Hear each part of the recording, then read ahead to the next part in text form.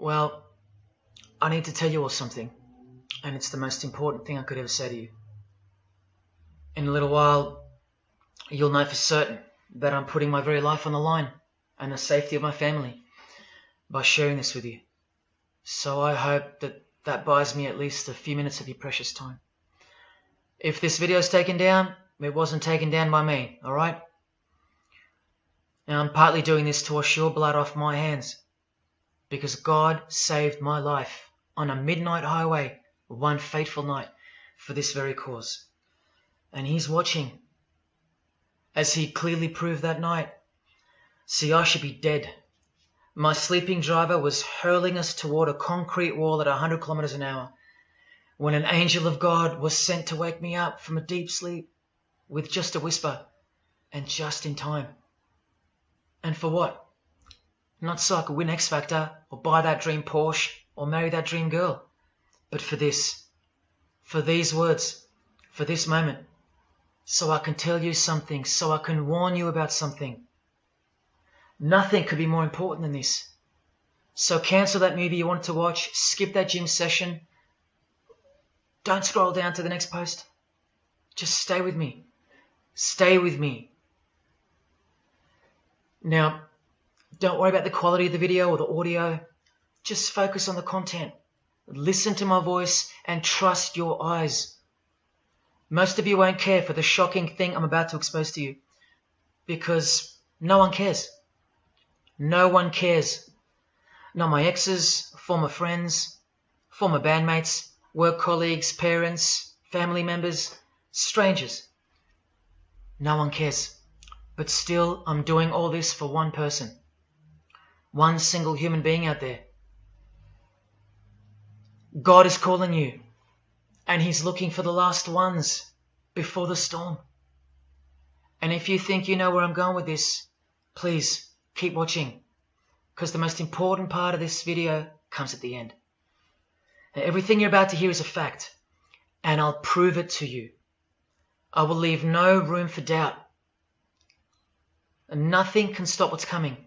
So this isn't a call for an uprising, boycott, protest. No. The Titanic is sinking, and it's unstoppable. All I'm going to do is point you to the life raft. And if you want to ignore me, then fine, proceed at your own peril. God knows I've tried. If you want to mock me, then at least share the video. Let others mock me too. Tell your friends. Check this freak out. Anything to help me reach someone who has eyes to see and ears to hear. And like I said, in a few minutes, you'll know why my well-being is in danger, and that of my loved ones too. Now let me ask you something real quick. Who do you think, generally speaking, runs the world? What type of people are the leaders of our countries and corporations, and the rich and the famous too? I mean, like, are they Christians? Do Christians run the world? Well, no, of course not. Buddhists? No. Do Muslims run the world? No. What about atheists? It's got to be atheists, right? Because we've come such a long way as a society, and atheism is the rational state of mind for the modern type of person, right? No. What about a mixture of people? Different types of people run the world. Let me tell you something. All the leaders from Africa to Europe to the Middle East, Israel, Syria, Iran, all the way to the Americas, all these people, and we'll get to the celebrities in a second, they're not atheists, Buddhists, or Muslims. No. What if I told you that they all belong to the same religion? A secret religion. One that none of them are allowed to talk about. One that you should worry about because it affects you beyond belief in ways that you never imagined. Before I tell you what this worldwide secret religion thinks of you and plans to do to you, let me tell you what this religion is. And how do I know about this religion? Because I used to belong to it. And today I'm renouncing it publicly, breaking my oath of silence, which they imposed upon me and every single other member during ceremonies under the penalty of death. That's why my life is in danger.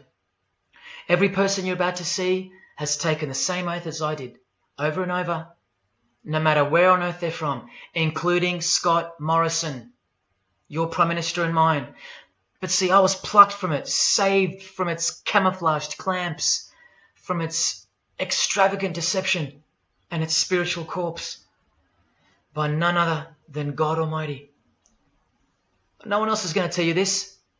Not your favorite singer or politician, who more than likely also belong to this hidden religion. Nowhere will they speak because they love it. They love their lives. They love their success, the money, the worship they receive. And then there are those who have left but have never broken their oath out of fear. Trust me, you don't know who you're messing with here. The few that have spoken out, well, they lost everything. Or either their reputations and livelihoods are threatened or destroyed, or they're framed for a crime and end up in jail, or they're murdered and made to look like an accident or suicide. Now, just for the record, the God that saved me, which God was that? Jesus Christ, of course, the one and only. And he's the only one they hate, along with his disciples. So I'm invincible until he's done with me. That's why I don't fear him. Now please don't let the name of Jesus scare you off just yet, because if you're an atheist, you're especially going to want to hear this. Christians and atheists are the most pathetic bunch in the eyes of this ancient religion, the one that rules them all. And I'm only going to show you the tip of the iceberg. And just like an iceberg, the full body of this secret religion continues down past the line of sight, beneath the ocean. It widens in mass and scope until it continues further into the depths, into ever-increasing darkness and invisibility, until it reaches its foundations, which is firmly established in thick blackness, completely unimaginable and not perceived at all to those who only ever get to see its tip peeking out of the ocean top, including most of its members. At least 75%, 80%. And unless you're a member of this religion and this secret society, as they call it, you won't be granted access to the world stage or of a position of influence. It's become a prerequisite for success now that they've gained pretty much full control and their members are in every place of prominence and power. So brace yourself for the truth that has been hiding in plain sight every day of your life, and for the mind-blowing, out-of-this-world climax to this video. Now look at this. There's a few different ways they display their allegiance. They don't do it often, and some don't do it at all. But most of them can't help themselves, because when they do it in public, it's a hidden statement. And that statement gives them a lot of satisfaction. The celebrities usually cover one eye, or hide it in some way, and obscure it, or emphasize it like this. Or they close one eye, or peek through it, through this hand gesture, all to highlight one single eye. It's called the all-seeing eye. Other times they'll just display a drawn eye somewhere, or a tattoo of it. The other method they use is what's commonly known as the hidden hand. Here, for example, River Phoenix is doing both the hidden hand and the all-seeing eye, so you can see the direct connection between the two. But in the political world, usually it's done with the hidden hand. And of course, this.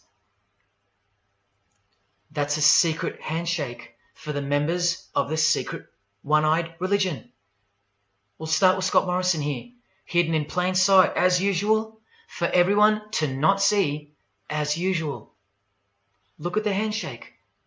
I was taught this very handshake, or grip as they call it, during my time in this great school of deception.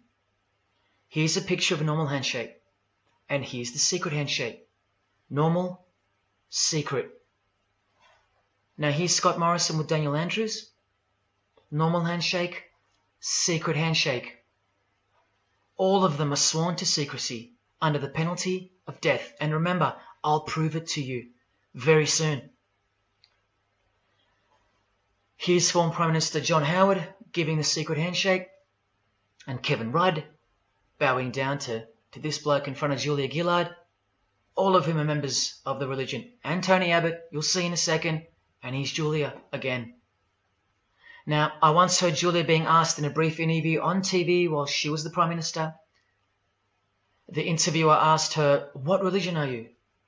My ears pricked up as I was eating breakfast and I froze to hear the answer. And she actually said, with a sinister smirk, "I'm a member of a secret society. Next question, please." And what happened? Nothing. No one cared. No one cared that the person who represents them just confessed that she's a member of a secret society, when the Australian society is at large the only society that should matter. And why is it a secret in the first place? I'll show you. Very soon you'll know their beliefs, and you'll know their master plan, and you'll know why they take such extreme precautions with such hideous oaths of silence under the unbelievable penalties, including death, to stay hidden from the public. So what's the name of this religion? Well, I'll tell you right now. But keep in mind, the magic word you're about to hear only hides the true religion inside of itself. That's how it's secretly flourished to spread like a cancer around the world. It's a religion within a fraternity. The name of the international fraternity, the one that camouflages, conceals, and cloaks the secret religion inside it, is this: Freemasonry. This is their official symbol, the square and compass. Sometimes with a G in the middle, and sometimes with the eye, the all-seeing eye. This is the same eye that these people are referring to. That's where it comes from. The eye is sometimes placed in a triangle, and that's where this comes from, the eye in the triangle. Here's Chris Angel doing it, standing also next to a mate with a square and compass shirt on. Not a coincidence. This is not something Jay-Z invented. This is the religion Jay-Z belongs to, and proudly, as you're about to see. The Freemasons also placed the eye at the top of a pyramid, because the Egyptian pyramid is integral to their secret system. Here it is on Chris Angel's shirt and Madonna's jacket. That's a Masonic symbol. The Freemasons are sometimes called the Masons for short. It'll all come together and make sense really soon. Here it is hidden in plain sight at the Australian MTV Awards. And this is the MTV headquarters, by the way. Trust me, there's no doubting this. Here's the same eye in a pyramid on a Crowded House logo. Yes, initiated Freemasons. Here's the eye on the Harbour Bridge for a New Year's Eve gig. And I wonder what that eye could be referring to. So what's the connection? The religion is the connection, the secret religion. And you'll see. Prepare yourself for an incredible revelation and the amazing climax that comes at the end of this video. Now this is where the Freemasons are counting on you to lose interest, or roll your eyes and move on. Because in their beliefs, the uninitiated, meaning you, are ignorant and stupid compared to them. You're technically called the vulgar and the profane. Please prove them wrong. Prove them wrong. And stay with me just a little longer. Now the secret identity of this one eye lies in the heart of this religion that lives, breathes, feeds and grows deep inside of Freemasonry. And Freemasonry camouflages it very successfully. So it goes undetected and undisturbed until it ultimately fulfills a thing called the great work. That's what they call it. And they will succeed very shortly. Nothing can stop it now. And I think some of you can sense that something's coming. And who do we trust more than anyone in the world right now? This bloke. And there he is, giving the sign of the hidden hand in front of the whole world. The hidden hand sign is technically called the sign of the master of the second veil in Freemasonry. Veil, get it? Meaning hidden. Now, am I saying that this thing that's happening in the world isn't real? No. I'm saying this. Spoken like a true Freemason. And you remember this guy? A safe place and a dangerous place. We must treat this new world order, this new world of COVID, we must treat this new world of COVID even in our own homes. So what is this New World Order that he accidentally mentioned? It's common language in Freemasonry, and it has been for a long time. For at least this long. Since the US $1 bill. Hidden in plain sight, complete with the pyramid in the eye. It's the ultimate goal of this religion. And I'll show you what the great work is, at any cost. And Australia, like every other country, is now up to its neck in this pyramidal, one-eyed, occult religion. You think there's nothing hidden on our own money? What about this shadow of a bloke? Who's he hiding in the background? Well, these numbers right here will tell you. And I'll show you that too. Did you know there's a giant pyramid in Australia? You want to see it? Sitting right at the centre of Australian power? Look closely, because you'll miss it. Because that's the way they designed it. There it is. Hang on. Do you see it yet? And what about now? That is the frame of an Egyptian pyramid, which we can now firmly call a Masonic pyramid, complete with a missing capstone. And if you're still in doubt that you're looking at a pyramid, there you go.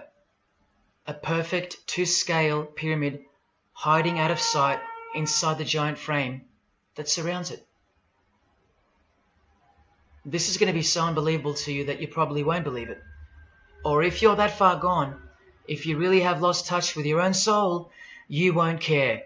And you'll miss the opportunity to have your own eyes open first to the worst news and then to the best news you could ever wish for on this God-forsaken planet in which you're destined to lose everything you have and everything you love until eventually you lose yourself.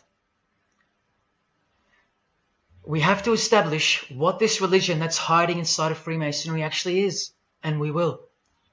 And it's shocking, but it's reality. The symbol of the Freemasons itself is not what it seems. It's a squaring compass on the surface, but it conceals something that'll become obvious when I show you.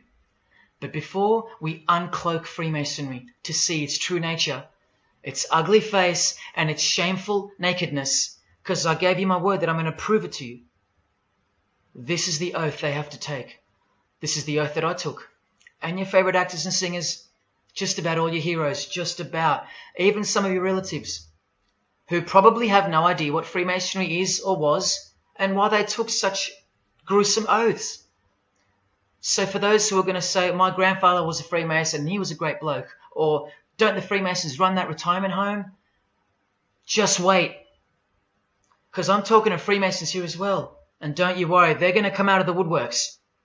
But they're all under the oath of secrecy. Don't forget that, no matter who they are. Adele, Neil Finn, Chris Angel, or Scott Morrison. The oath comes first. And here it is. This is taken from an official Masonic publication, not intended for the public. This is Duncan's Ritual of Freemasonry. In brief, I, of my own free will and accord, do hereby promise and swear that I will never reveal any of the secrets, arts, parts, point or points of the Master Mason's degree to any person or persons whomsoever. This I solemnly, sincerely promise and swear, under no less penalty than having my body severed in two, my bowels taken out and burnt to ashes, so no more remembrance be had of so vile and wicked a wretch as I, should I ever violate my Master Mason's obligation. So now you know what they think of me. I'm a vile and wicked wretch for breaking my oath. So how can anyone ever trust a Freemason when he speaks about Freemasonry? Unless you're speaking to a rare breed like me. Never reveal any parts, not even a single point, to anyone. Here's another penalty from another degree, this time from Richardson's Monitor of Freemasonry, a legitimate Masonic publication for instructing and laying out the ritual. binding myself under no less penalty than having my throat cut across, my tongue torn out by the roots, and my body buried in the rough sands of the sea. These are the penalties they swear to. And yes, the lodge has penal authority to execute. This is how they look when they're initiated. They have to remove all their clothing and jewelry, including wedding rings, crucifixes, the most meaningful things to them, no matter what.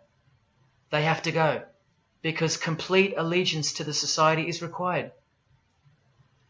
You're blindfolded at every initiation because you symbolize someone who lives in utter darkness before you receive the light of Freemasonry. And that light will become so obvious to you in a bit. The secret that is being unveiled by incremental degrees to the candidates in the lodge is staring us in the face in daily life. And that truth is pretty scary if all you know and all you have is this world. But they know much more than that. At one point, when the blindfold comes off, this is what you're surrounded by. Blokes dressed like this, holding swords to your face. And that's nothing compared to what comes later. So your own wife or daughter don't qualify for discussion in these matters, unless they too are initiated to the same level as you. So please don't tell me that your grandfather or your neighbour is a Freemason and that there's nothing wrong with Freemasonry. How would you know when they're under oath never to reveal anything to anyone? The whole successful system is constructed by the art of lying to the public and to their own members of lower degrees. And we trust these people. Now here are the illustrations for the signs and handshakes. And you only receive them after the oath has been taken. This is the sign you do upon entering and exiting the ritual room while facing the Grand Master. It stands for throat slit, and it goes like this. A continual reminder of where you are and what awaits you if you have a change of heart or rebellious spirit. And here you have the illustrations of the secret handshakes. Look familiar?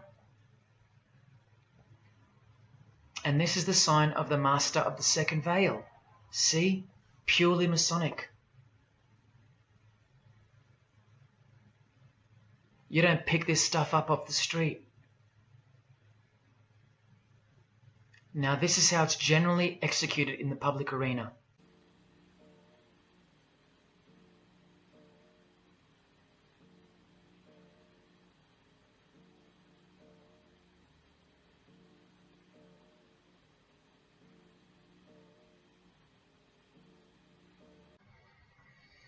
Sneaky, sneaky, huh? So when you see this, or this, you know for certain where it comes from and who they belong to. Look at Kramer on the front page of the privately circulated Freemason magazine, officially a Mason, like fellow brother Tony Abbott, and he's doing this. That's a direct link to the mysterious all-seeing eye of Freemasonry. There it is on the walls of the inside of a lodge room. So there's no reason to doubt that those who do this belong to this.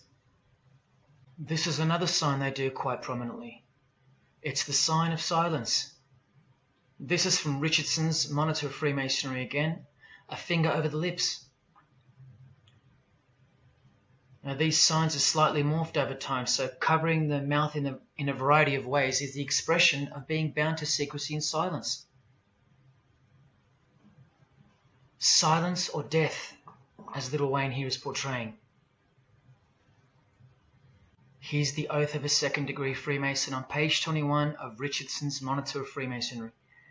Binding myself under no less penalty than having my left breast torn open and my heart and vitals taken out, thrown over my left shoulder, should I wilfully transgress any part of this my solemn oath. In this degree, the penalty is to have your whole body dissected, bowels removed and heart cut into pieces and thrown into a field where you are eaten by animals, all to protect the secret religion of the rich, powerful and famous. In the Knights Templar degree, the penalty is to have your head cut off. Listen to this penalty. And this one has happened throughout history more than any other, because it works so well without having to resort to death or the threat of death, and it's easier to execute.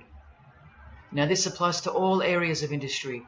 It's done through the ruining of your reputation by fellow Freemasons, pointing him out to the world as an unworthy vagabond, by opposing his interests, making life very hard for you, by deranging his business, by transferring his character wherever he may go, and by exposing him to the contempt of the whole fraternity, the secret society, and the world. Wow! How many people do you think they've threatened, ruined, framed, cheated, and utterly destroyed to protect their secret religion? And in case you think the Masonic Lodge hasn't got the authority over the initiates, especially the ones in the higher degrees, this is from the Encyclopedia of Freemasonry. Under mandate, the orders and decrees of the Grand Master or of a Grand Lodge are called mandates, and implicit obedience to them is a Masonic obligation. And in Sickles' Monitor of Freemasonry, you plainly see they have a right to kill. A lodge has a right to exercise penal authority over its members. Exercise the penalties. So don't let a Mason tell you, oh no, that's just symbolic, the oath. Their laws are above the law of the land, and the proof are the oaths themselves. Because in normal society, you can't ask someone to accept having their throat slit as a penalty in order to be a member of any club or workplace. Unheard of. But not in Freemasonry, not in the secret society world. I told you, you don't know who you're dealing with and what's coming for us all.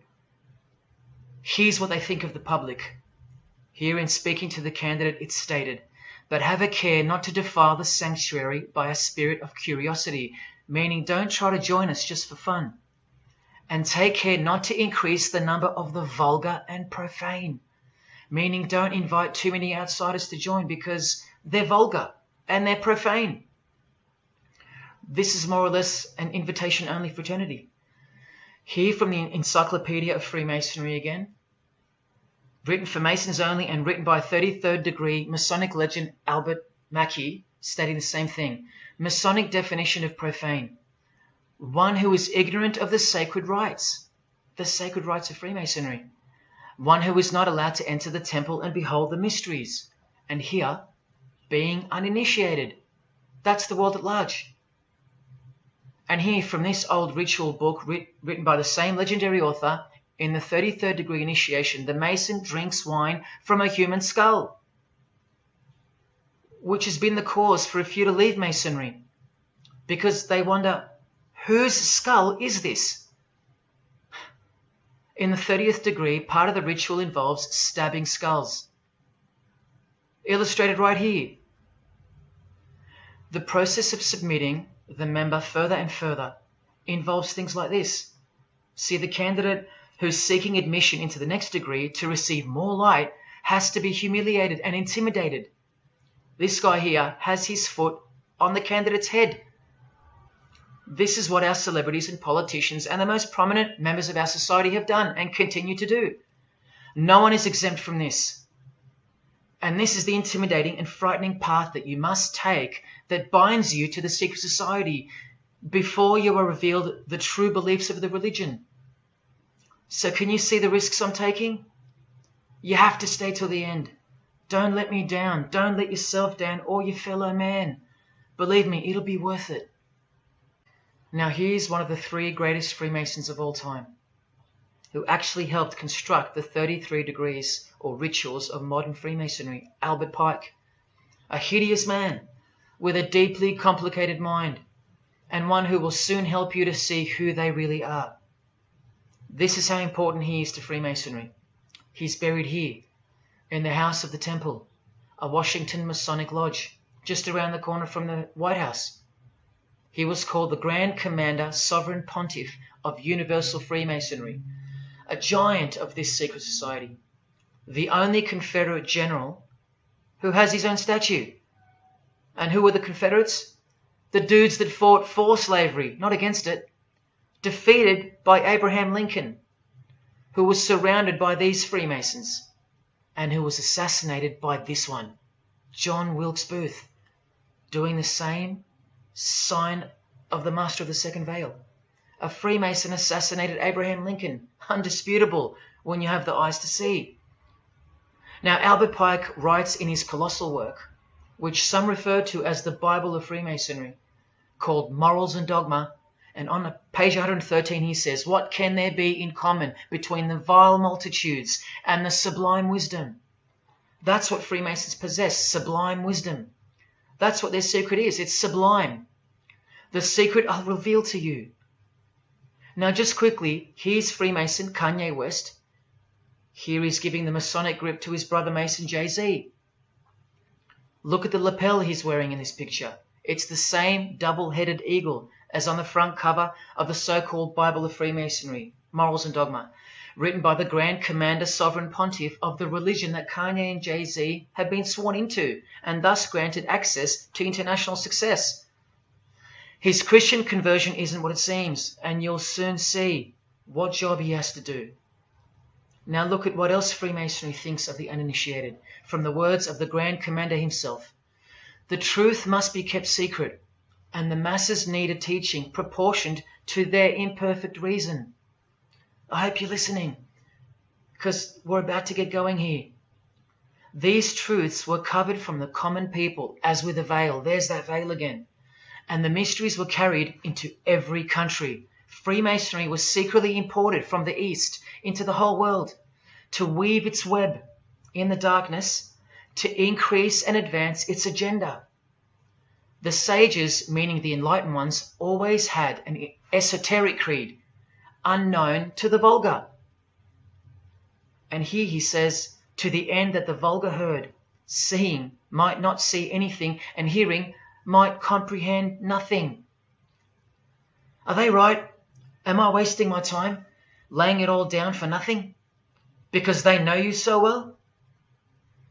Your favorite celebrity and politician's secret religion is beyond the reach of the vulgar.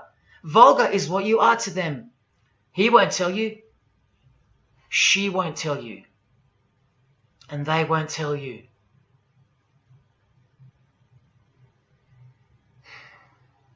Because the other obscene penalties from the rituals of Freemasonry include having your ear and hand chopped off, or both hands, being hung in your own home, and my personal favourite, having the top of your skull cut off so your brain is cooked in the sun. Now, can you imagine what they're hiding? And then the ritual monitor goes on to illustrate the same secret handshakes and signs. Hidden hand, sign of silence. These people mocking us, sometimes to our face with their symbolism, while we respect them, admire them, and sometimes even love them and idolize them. All of them partaking in the same initiation rituals, to belong to the secret society, a prerequisite for success, to belong to the religion that gives you everything you want, everything your heart desires. While the Gospels teach accurately that the heart is wicked. Now here is a practical example of how Freemasonry comes first, even above the title of president. Here's a portrait of George Washington doing the sign of the Master of the Second Veil, and here, Freemason, before and above president. And if you think that's just by chance that they put the word Freemason above president, then here, read this genuine quote from Harry Truman. This should tell you how deep the consequences of Masonic initiation go and what lies deep within. It's Freemasonry above everything else. There's the Queen showing her allegiance over and over. And here's the Queen leaving a very special hospital with a very special nurse. And this was the Queen's father, fully dressed in his Masonic regalia and that God-forsaken apron they wear, which also hides something, just like the square and compass. In fact, what the apron hides is what the square and compass really represents. And it's staring you right in the face. Can you see it yet? Prince Charles, handshake, hidden hand.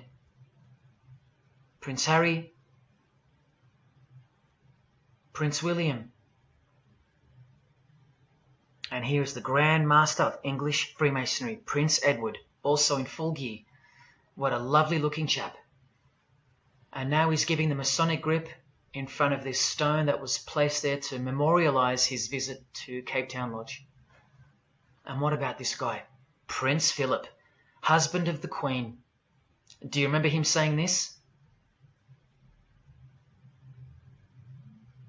Yeah, and here's the article in case you think he didn't.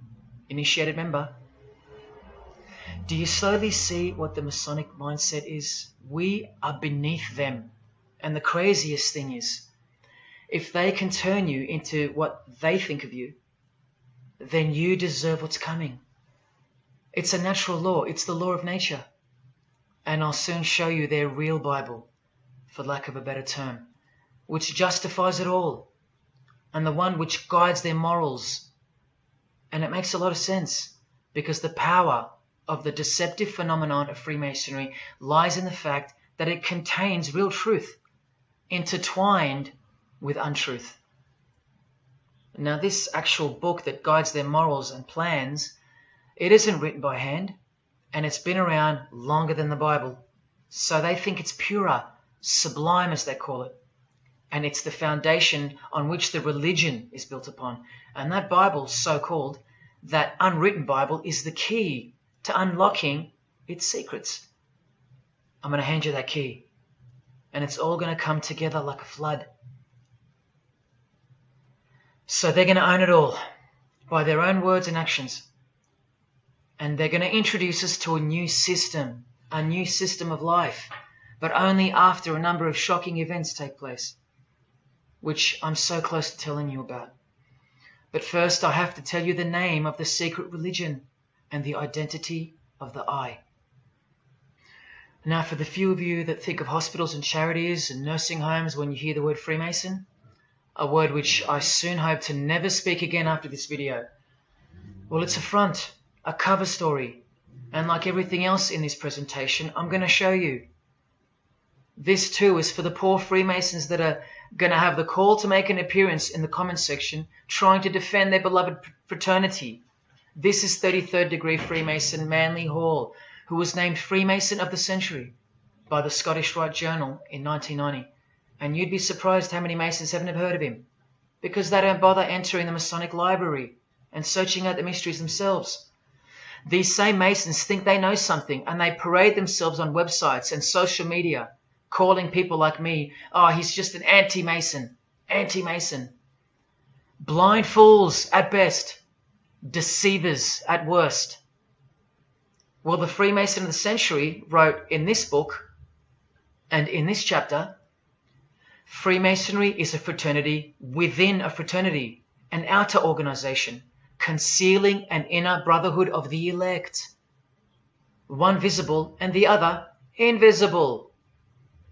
The visible society is a splendid camaraderie of free and accepted men and women, enjoined to devote themselves to ethical, educational, fraternal, patriotic, and humanitarian causes and concerns like hospitals and charities.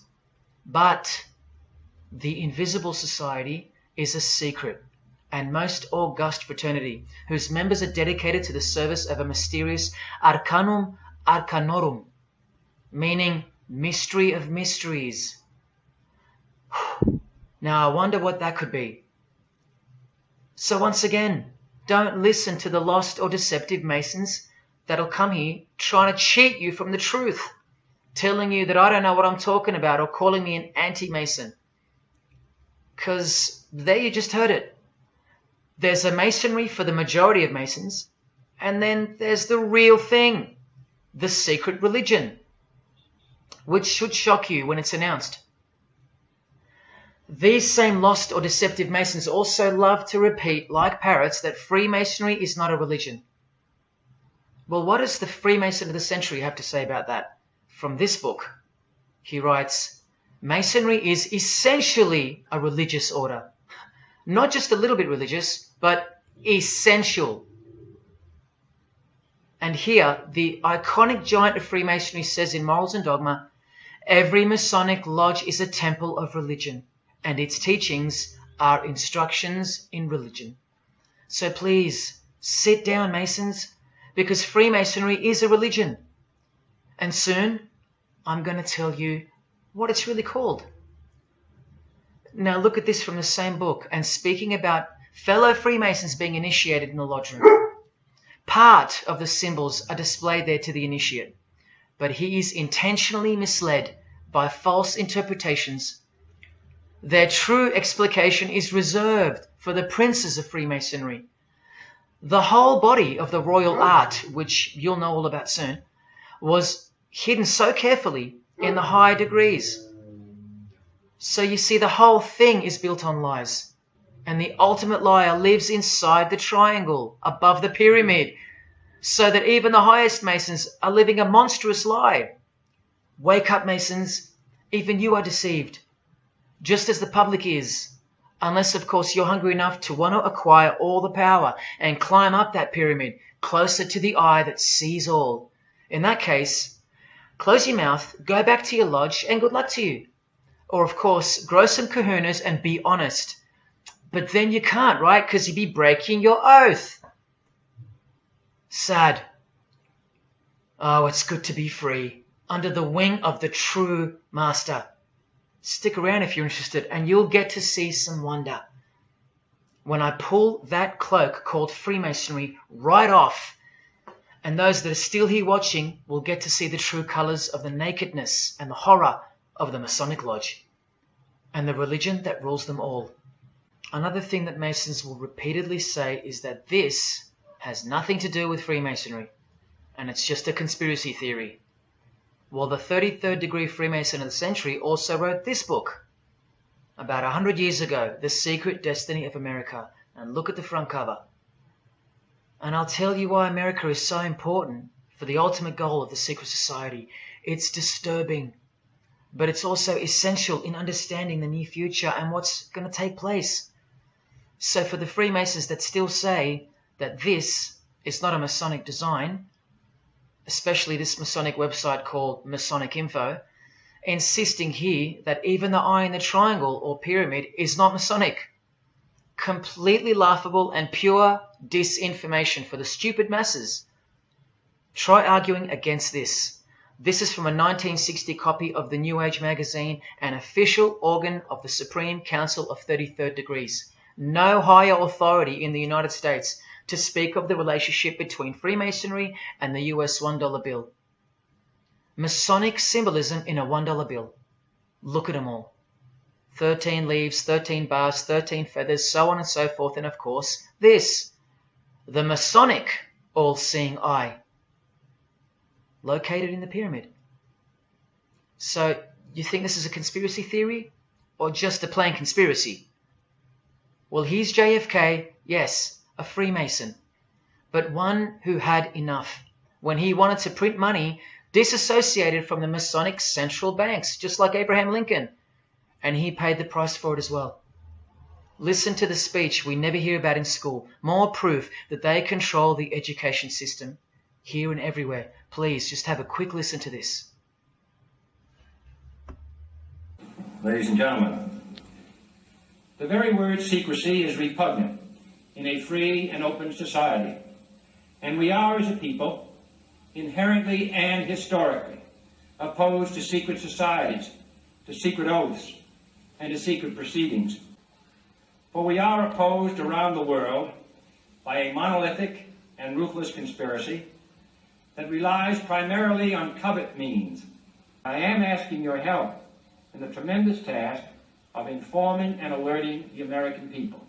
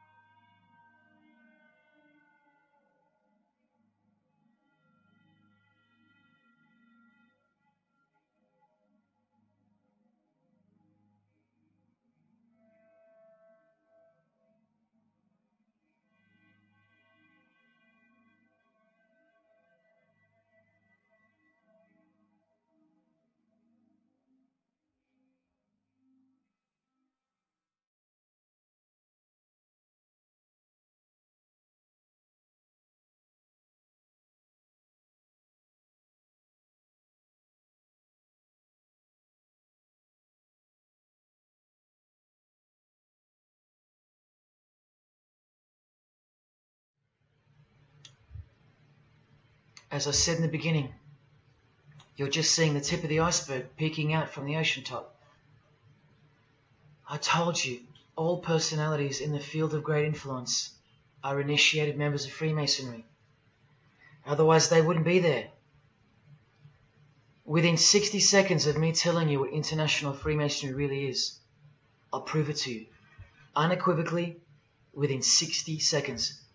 And then I'm going to drive it home, and then I'm going to show you what they're planning with this new age they're implementing, and then the conclusion, which is by far the most important part of this presentation. So when you hear me tell you the truth in just a moment, don't switch off in disbelief, because you can't believe that your favorite idol or whoever could possibly be involved, like you know them or something. You don't know these people. You do know that they're under oath never to reveal their beliefs to you. The vile multitude. It's time to trust your eyes now, not your feelings, especially after all that I've shown you.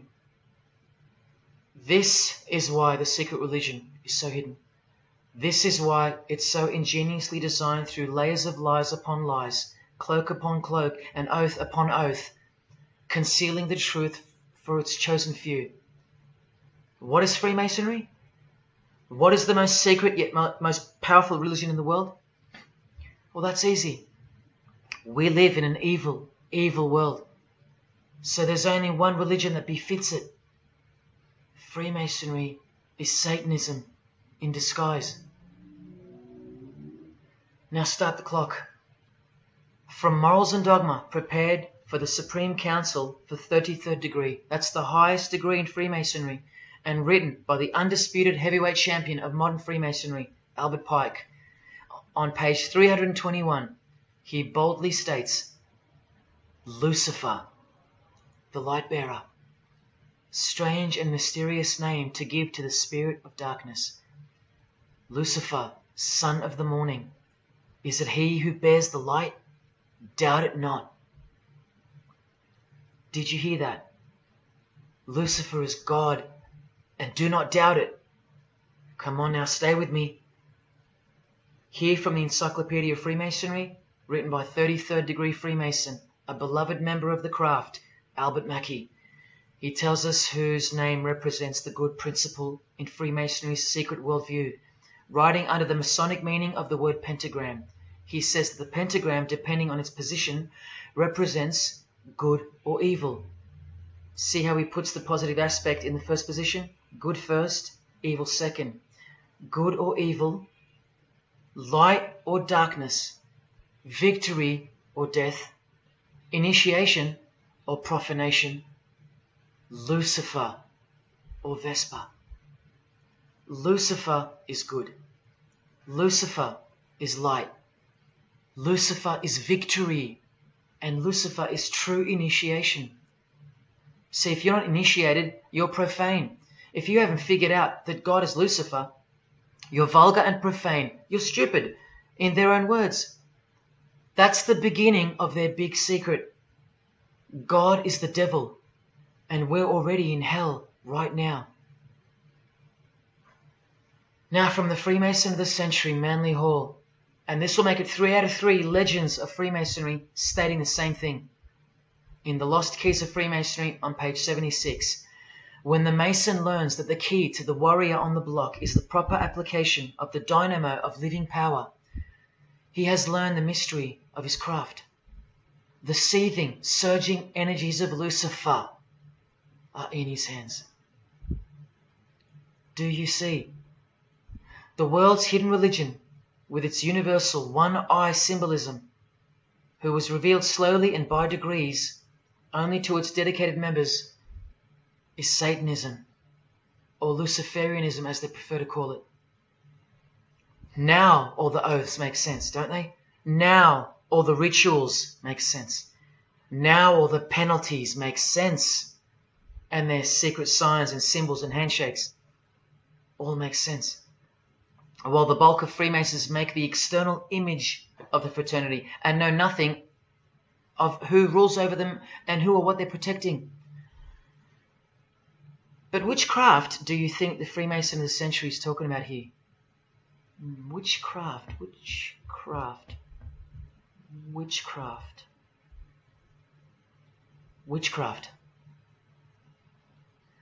You need to slowly wake up now. Witchcraft is the royal art of Freemasonry, jealously guarded and reserved for the few. I'll show you clear as day that this is in fact true.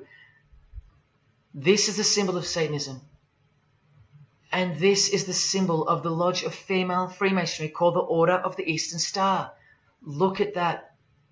Satanism, Freemasonry. Trust your eyes. This is the symbol of the Church of Lucifer, founded by a 33rd degree Freemason, which I'll prove. Look at the Masonic square and compass in the design. The Church of Satan and Lucifer, two sides of the same coin, nurtured and brought to an organized international level of power and influence by Freemasonry, in secret, and all done right under our noses. And if you think that your politicians or religious leaders or favorite idols can't be a part of this, you have to try and snap out of it, or suspend your everyday beliefs just for a moment, and I will clearly show you how it's not only possible, but it's actual.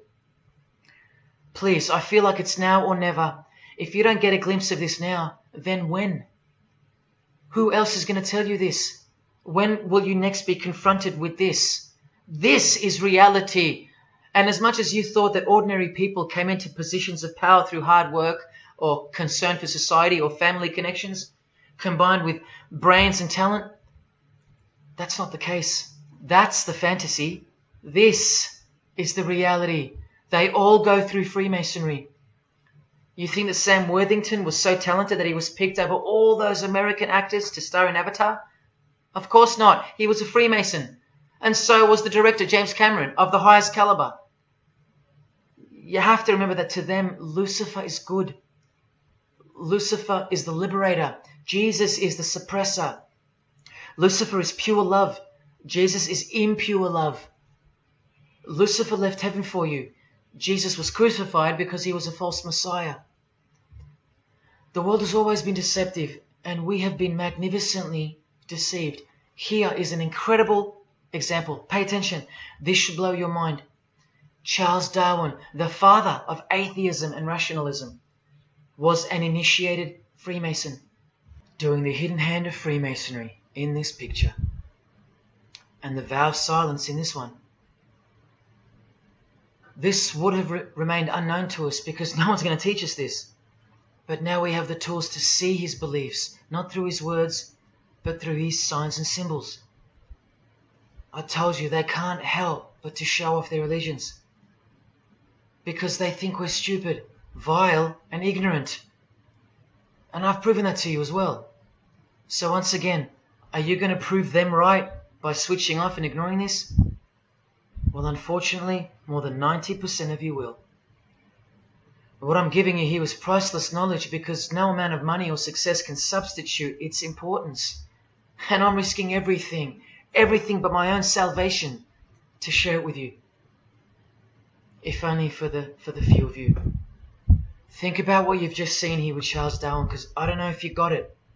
You cannot be accepted as a candidate of Freemasonry unless you believe in a supreme being, as exemplified here with Phil Collins, speculated by some to be an atheist, but this seems impossible because being a Freemason, he has to believe in a higher power, or more accurately, supreme being, and I can personally vouch for that.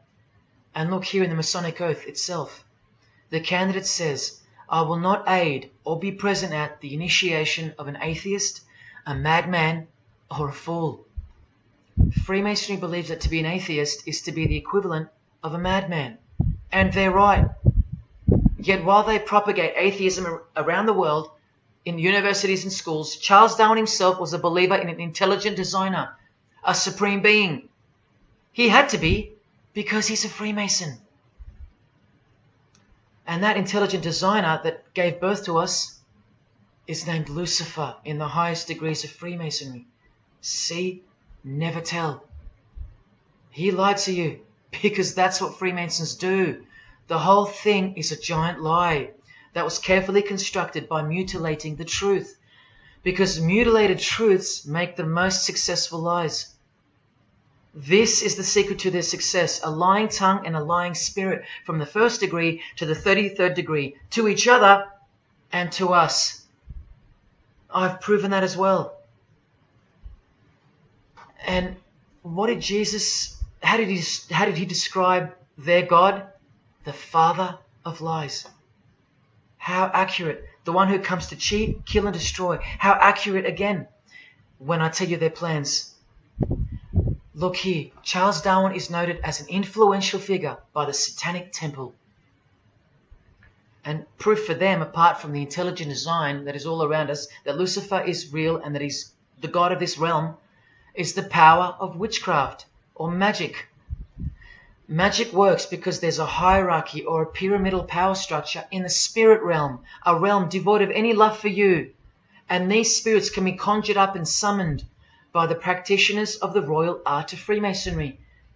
They ask for something in return, however. Listen to Bob Dylan, a Freemason.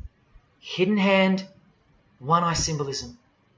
Out here doing these songs, you're still on tour. I do, but I don't take it for granted. Why do you still do it? Why are you still out here? Well, it goes back to the destiny thing. I made a bargain with it, a long time ago, and I'm holding up my hand. What was your bargain? To get where I am now. Should I ask who you made the bargain with? with the chief commander. On this earth? And in this earth, and then in a world we can't see. How does one communicate with Bob Dylan's chief commander, Lucifer? By the jealously guarded royal art of Freemasonry, witchcraft. This is from the Encyclopedia of American Religions. Secrecy is bolstered by a system of initiations and degrees, the Freemasonic system. The material which is kept secret is the magical knowledge of the group. This knowledge may consist of rituals and powerful magical formulas. Do you think J.K. Rowling isn't a Luciferian? In this article, J.K. Rowling reveals the inspiration behind the Deathly Hallows symbol. And what is it? The Masonic square and compass, with the one eye that all the celebrities mimic. That's the inspiration. They're all members of the secret society. If you think that doesn't prove anything, here she is with her new tattoo. It says Solve Coagula. Also a song titled by fellow Freemason Marilyn Manson. And where does it come from? Here, the Baphomet. The image of Lucifer as conceptualized by another Freemason, Eliphas Levi, in his book, The Doctrine of Transcendental Magic. This horrid thing, with breasts, a penis, and a goat's head with 2 horns, has these words written on its arms, Solve Coagula. The impact of the meaning of these 2 words should disturb you to soberness when I tell you about them.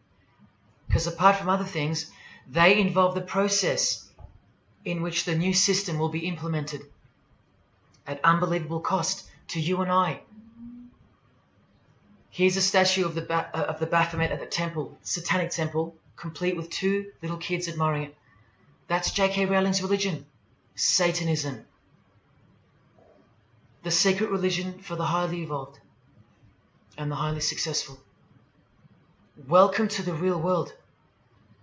The same Masonic author writes in The Doctrine of Transcendental Magic, in the ceremonies practiced at reception by all secret societies, there are found indications of a doctrine which is everywhere carefully concealed, and that is witchcraft. And in his History of Magic, he tells us it is the royal art. And that's what Freemasonry calls it. And where did he get his inspiration for the Baphomet? From the Knights Templar, another secret society who were banned, and some of its members were executed in the 1300s for glorifying evil, as it's openly stated here in the Satanic Rituals. And where do modern day Knights Templars reside now? Within high degree of Freemasonry, right here. Again from the encyclopedia, and listen to this.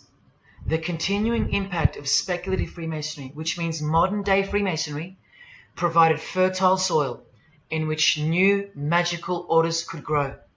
Magical orders, meaning other branches of secret societies, of which Freemasonry is the umbrella. because Freemasonry is the king of secret societies. Just like JFK tried to tell us, it's the prestigious channel that one must go through. And it is the reason that the oldest religion in the world has made a colossal comeback and is now on the brink of success, which, as I said, nothing can stop now. And again from the encyclopedia, the groups wear ritual garb and meet in magical lodges. And where do Masons meet? In the Masonic lodge. Like here with a magical pentagram on their checkered floorboard. Are you believing your eyes, or are you making excuses? Here's another statue of the Baphomet at a satanic temple doing the sign of the horned god Lucifer. The hand sign mimicking the horns on his head. And of course, the upside down cross. And here's Barack Obama doing the same sign. And the sign of silence with a twist. Who do you think he's mocking here? You and I. But mainly Christians. Because Christianity is the one force that has stood between you and the inconceivable horror that is awaiting us and is on its way. Here's an article on Barack Obama, and that's his hands adjusting his presidential seal. And there's his Masonic ring, and the sign of the devil's horns, over and over.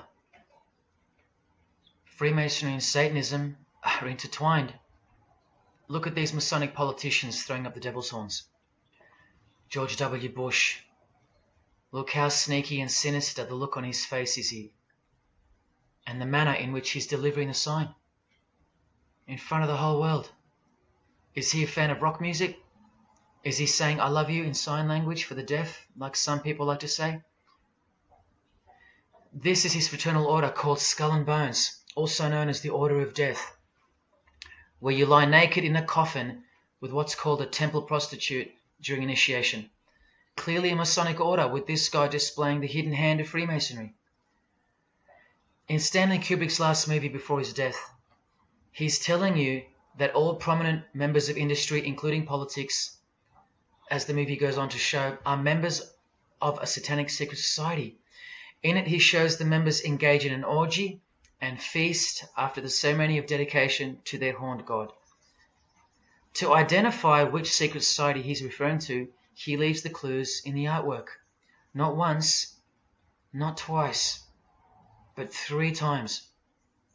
The One-Eyed Religion. And who do you think the title of the movie is dedicated to? None other than the stupid, ignorant, and uninitiated masses watching the movie. And you know it now. He knew that when we'd leave the cinema, we'd be commenting on the performance of Tom Cruise, or giggling about the orgy scene, or just being disappointed because the movie went too long, or some other meaningless critique, with eyes wide shut. Look at the cover of his other movie, A Clockwork Orange. The eye on top of the pyramid. And on his shirt, the word devil in Italian. Let me take it up a notch, in case this isn't registering. Listen to the founder of the Satanic Church, Anton LaVey, tell us in his book, The Satanic Rituals, which is a companion to the Satanic Bible, Masonic orders have contained the most influential men in many governments, and virtually every occult order has many Masonic roots. This is back in 1972 he said this. Now 40 years later it should read all governments, not many. And why is the founder of the Church of Satan talking about Freemasonry, the most respectable and charitable fraternity in the world, that no one seems to talk about and that we never hear about in school? This is why. Because the Satanic Ritual is a blend of Gnostic, Kabbalistic, Hermetic, and Masonic elements. That's crazy, because Freemasonry is a blend of Gnostic, Kabbalistic, and Hermetic elements too. Any Masonic writer will confirm that. But how can that be? Because Freemasonry is Satanism in disguise. On page 106, every rite of the Black Order employed Masonic principles. Every rite of these Black Orders, one of which was called Freunden von Lucifer, which translates to Friends of Lucifer. And guess what? There are numerous manifestations of Satanism in Masonic ritual, including the goat, the coffin, and the death's head. Please awaken, O sleeper, and let the glorious light of the truth dawn upon your sleepy eyes. How did Freemasonry get away with this? Just like Jesus, the greatest enemy of theirs, said they would, by dressing the wolves as sheep. A satanic underground carefully cloaked in Christian trappings. That's how Freemasonry got away with it. We can't find out about it because they run the media and the education system clearly. John F. Kennedy was brutally assassinated after he attempted to inform us that we are opposed around the world by a monolithic conspiracy. Did he know that Lucifer was the god of Freemasonry? I don't know. The Grand Master of my lodge, who was the mayor of the city, was a 32nd degree Freemason. That's one short of the top, one short of the true beginning of the secret religion, and he had no idea what Freemasonry really was. After 42 years in the lodge, they never invited him into the 33rd degree initiation because he couldn't see past the Christian trappings, as they were designed to do exactly that, trap the Christian, or trap anyone else who was too sensitive to behold the truth. Thus, Freemasonry could halt their progress at any time without suspicion because it's a rare thing to reach the 33rd degree, and every Freemason knows that. So that there are no rude awakenings that take place with those that aren't ready to embrace Lucifer as the true god of Freemasonry and the world. This is an ingenious system, birthed by what must have been demonic inspiration. Anton LaVey says that this ingenious system I speak of serves as a rudimentary screening process for organized Satanism. Exactly right. It's a filtering process, as I've said earlier. An international filtering process from which men and women are picked and permitted to enter the world stage. And I'm saying all this for those who naively think that politics and magic ritual do not mix. That's the founder of the Satanic Church. He admits that. Admissions that were never heeded because no one cares. How else did the Freemasons pull the wool over our eyes? The companion to the Satanic Bible tells us that as well. By filling the world with fools. And who's the biggest fool in the eyes of Freemasonry? An atheist. From the Encyclopedia of Freemasonry. One who does not believe in the existence of God. Such a state of mind can only arise from the ignorance of stupidity. All this time, you're laughing at Christians, and the Freemasons are laughing at you. Here's Brad Pitt wearing his Masonic ring and covering his eye. Now here's a genuine quote from Brad Pitt, the Freemason. In short, I could really try on something different for myself. That was Satanism. It's working out really well. I made a pact. That's why. You don't believe him? Bob Dylan does. And the hand sign they all do. Allow me to show you what it symbolizes. And now that you know what you know, it should make sense to you. It stands for 666. Yes, indeed. Satan's number, foretold by Jesus Christ. Now just hang on, let me prove it to you. Here it is for all to see on this shirt design, worn by Guns N' Roses guitarist Slash. See the I in the middle of the 6?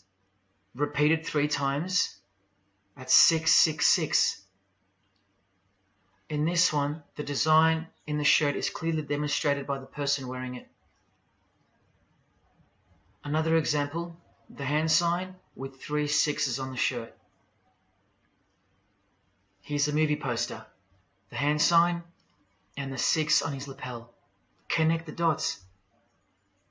Here's Don Cheadle, the hand sign, and here he covers one eye with the dice.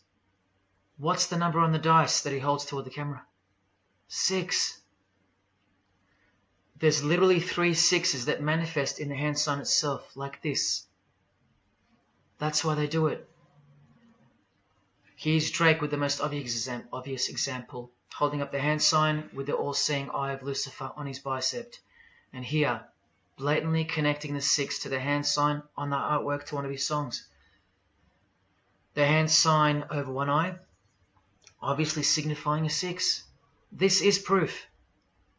The number is mystical and it's grounded in reality, and it's related to sex rituals within witchcraft. You'll see, I'll show you. But if that's not enough, there. Drake is clearly intending that hand sign to be a way of communicating the number 666. A hater of Christianity and Jesus Christ. But I wonder why. He has everything he desires. Christians aren't suppressing him. He doesn't hate Buddha or Muhammad. None of them do. No. Jesus is who they hate. But they protect Freemasonry by communicating its presence in their lives, not by word, but by symbols and signs. Disciples of Lucifer. While you don't believe it, they take it very seriously, and they mock you by displaying it in your face. They know the truth. The chief commander, the one at the top of the pyramid, is Satan, the god of this world, just like Jesus told you who he is. Britney Spears doing the 666 over the eye, and look at this, the devil's horns while she wears the seal of the US $1 bill, designed by Freemasons. You know why now. You just have to stop denying it. Freemasonry is Satanism in disguise. This is how they tell you.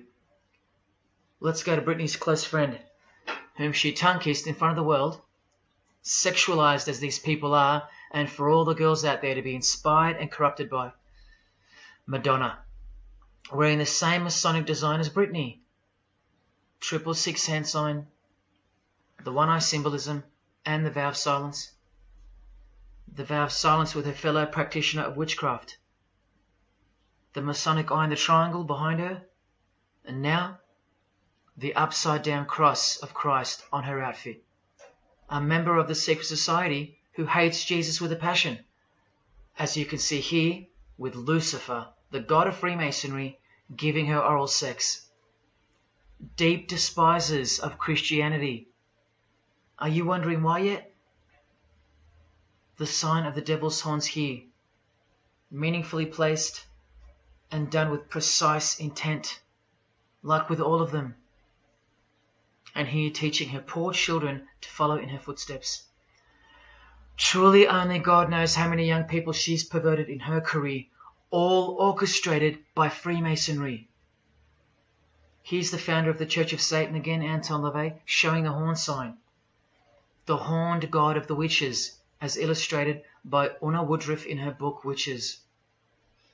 And here, with a member of the Agora sect of Hinduism partaking in a ritual of the oldest religion of the world. She's drinking blood here from what? A human skull. Sound familiar? That's right.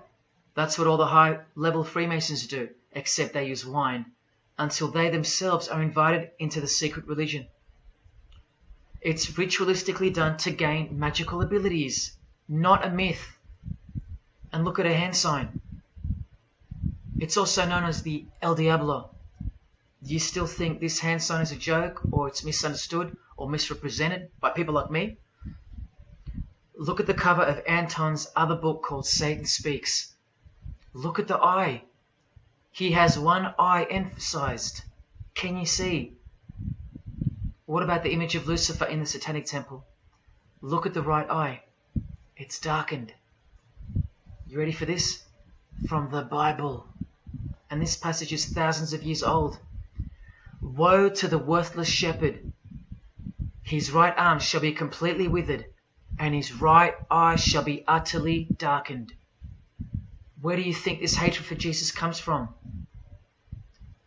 Do you think it's because we've outgrown it? Or because it speaks the truth? Who do you think this worthless shepherd with one eye darkened is? And who said, I am the good shepherd? Who said that? Jesus Christ is the good shepherd, not the worthless shepherd with one eye. You think this is all just a coincidence? Just hang tight a little longer and you will see some wonder. Here's Anton LaVey with Freemason Marilyn Manson, and here's Marilyn covering his eye. In case you forgot that this is the eye of Freemasonry, the international religion they all belong to. Here he is giving the sign of the master of the second veil, the hidden hand of Freemasonry, along with his Masonic ring.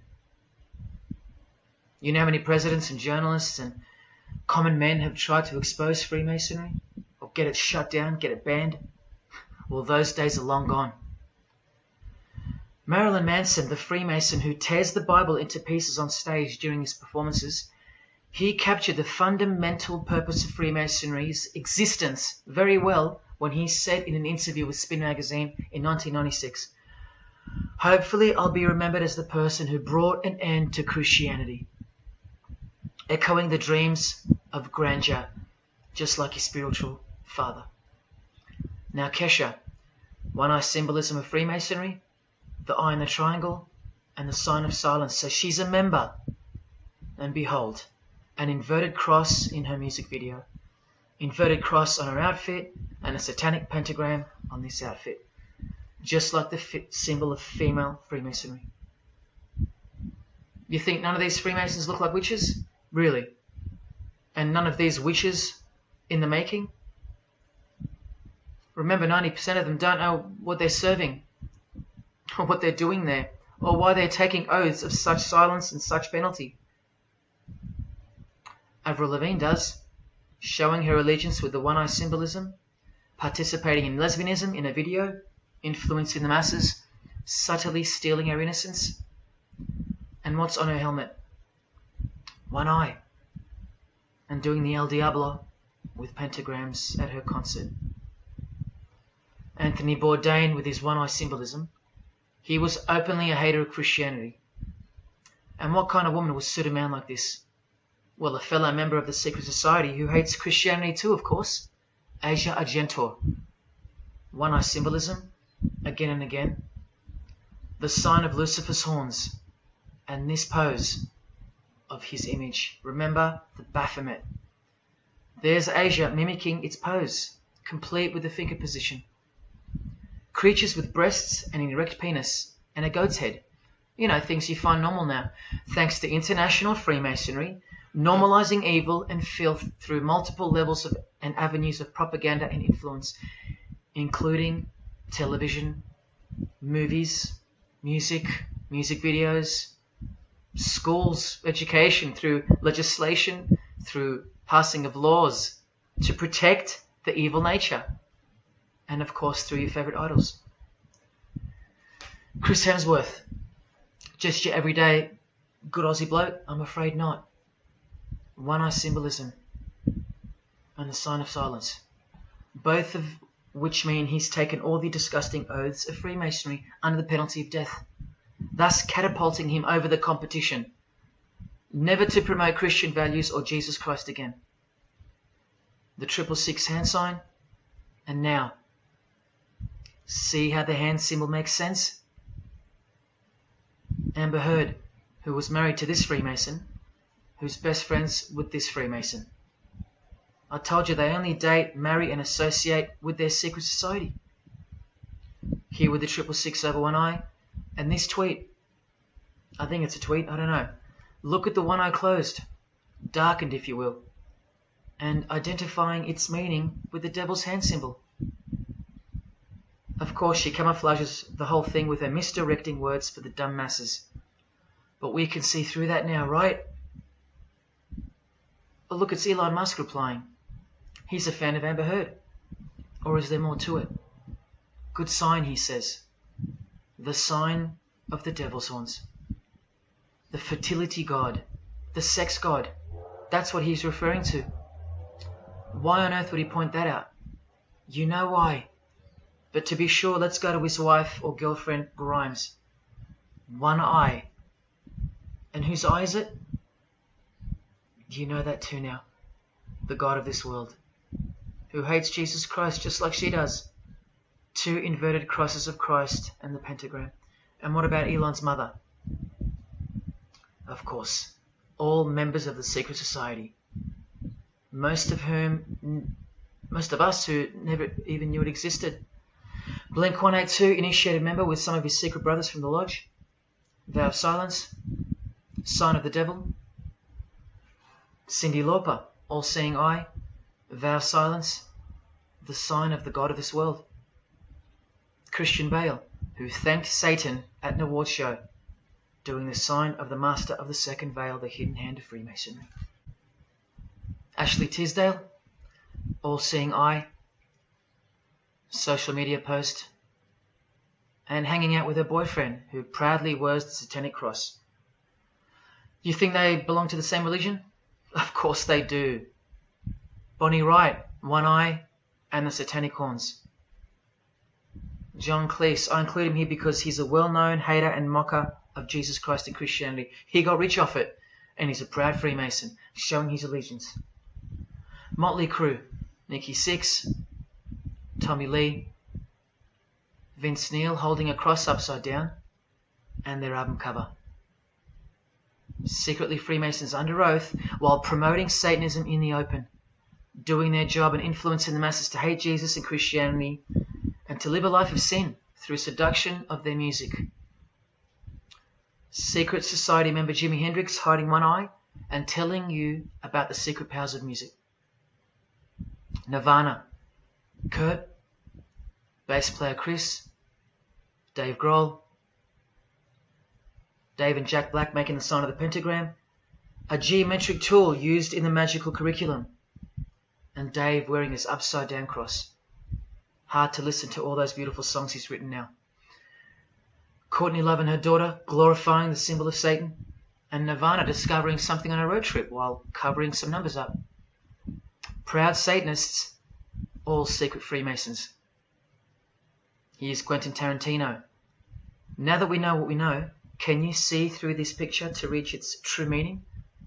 The all-seeing eye, whose identity is revealed by the hand gesture, which is 666, with the vow of silence and throwing up the devil's horns, which I hope you can finally see means something.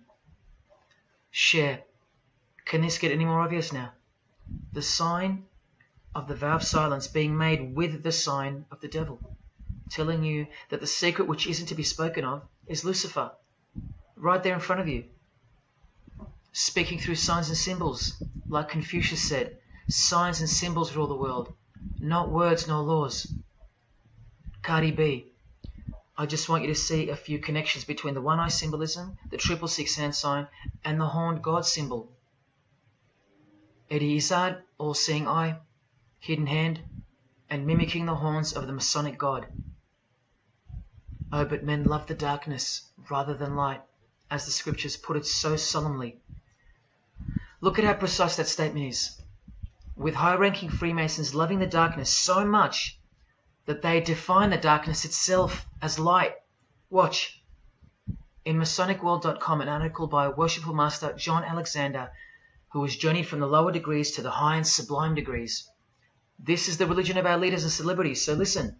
He writes, every ritual from the high and sublime degrees that I've ever read contains the statement, I beg you to observe that the light of a Master Mason is darkness visible. I put it to you, brethren, that this is the most accurate description of Masonic light that you will ever find. Think about what you just heard, because this is what they learn. Masonic light is darkness. And this is before they enter the real religion of Freemasonry, Satanism. That's why in the high degrees the ritual states to the candidate, I beg of you to observe, meaning to ponder, to contemplate what they mean by the statement. My 32nd degree Grand Master, he never understood. And they don't push you, remember? It's all a screening process to weed out the weaklings who can't handle the truth. The truth that this is how the all-seeing eye sees things. Evil is good and good is evil. Look at what he says immediately afterwards. In keeping with our normal Masonic practice of burying our important truths deeply, the ritual sets out to immediately disguise this truth. Usually people bury their lies, but Masons bury their truths. Because their truth is that God is the devil and that we are in hell. So everything has to be flipped on its head in order for things to make sense in this place where lust creates life, where might is right, where compassion is weakness, and of course, in order to succeed. Look here, with another Freemason of the highest degree, Helena Blavatsky. She writes in her book, The Secret Doctrine. Doctrine means belief. So the book is called The Secret Belief. The Secret Belief of Freemasonry.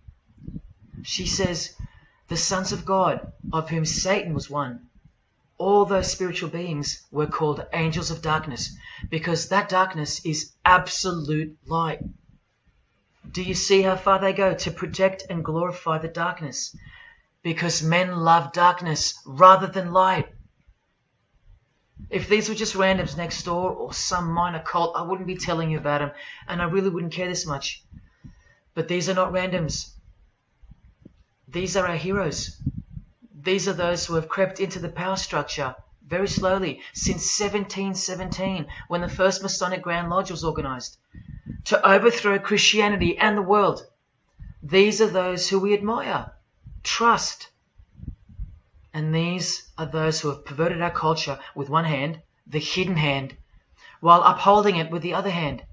So you can never call them out, because they run charities, nursing homes, and children's hospitals in the open, while they propagate smut, violence, debt, and of course atheism in secret.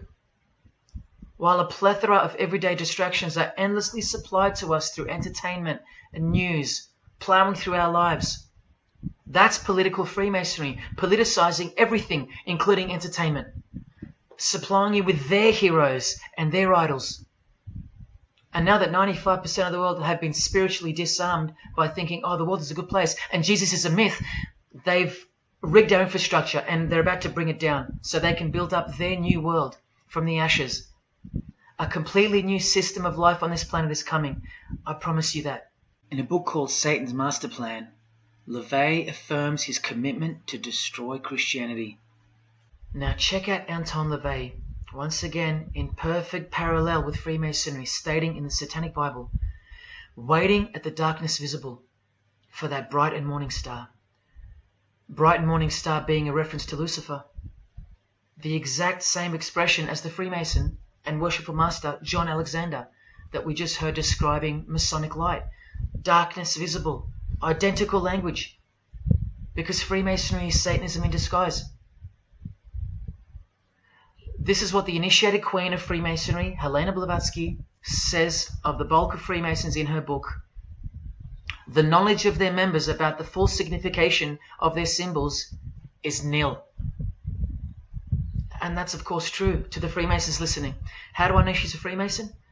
Because her diploma was reproduced on page 66 in Freemasonry Universal, Volume 5, Part 2, in the Autumn Equinox, 1929.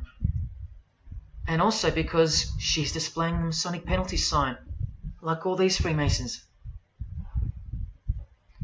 Drew Barrymore, all-seeing eye, vow of silence. And see, the symbol of her secret god.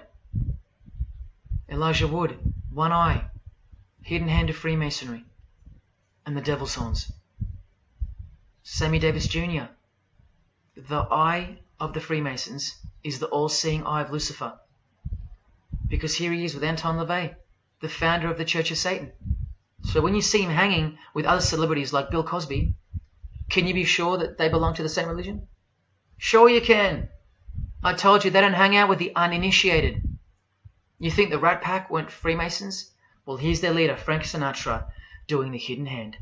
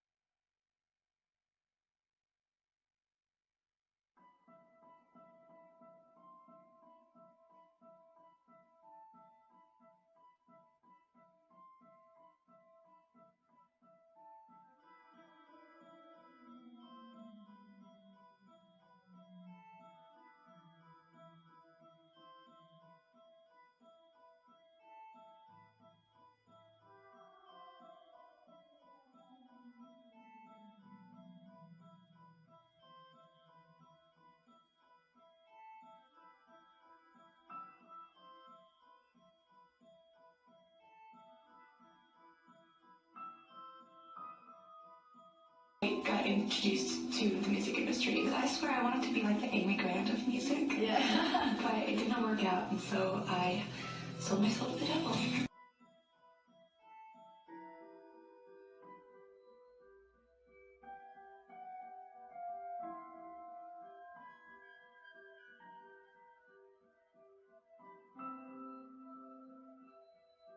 On that, have you considered maybe doing more acting? I only had a few lines.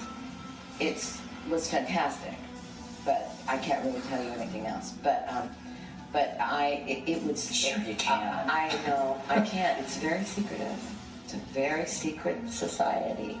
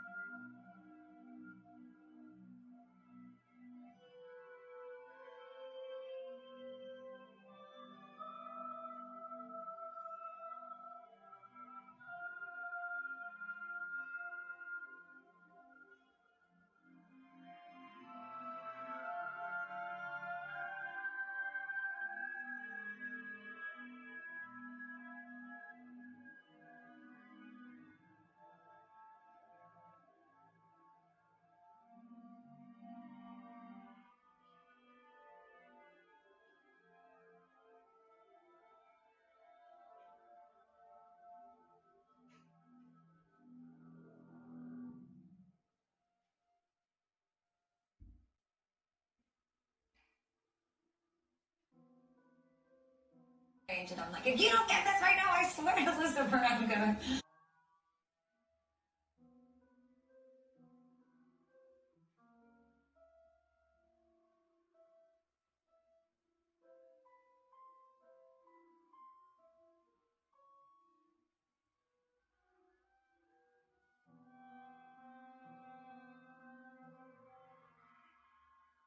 poker facing with your sexuality. When I was making love to my old boyfriend, I used to think about women sometimes. Oh, good Lord. I'm sure he was delighted when you told him. Oh, good Lord. I'm sure he was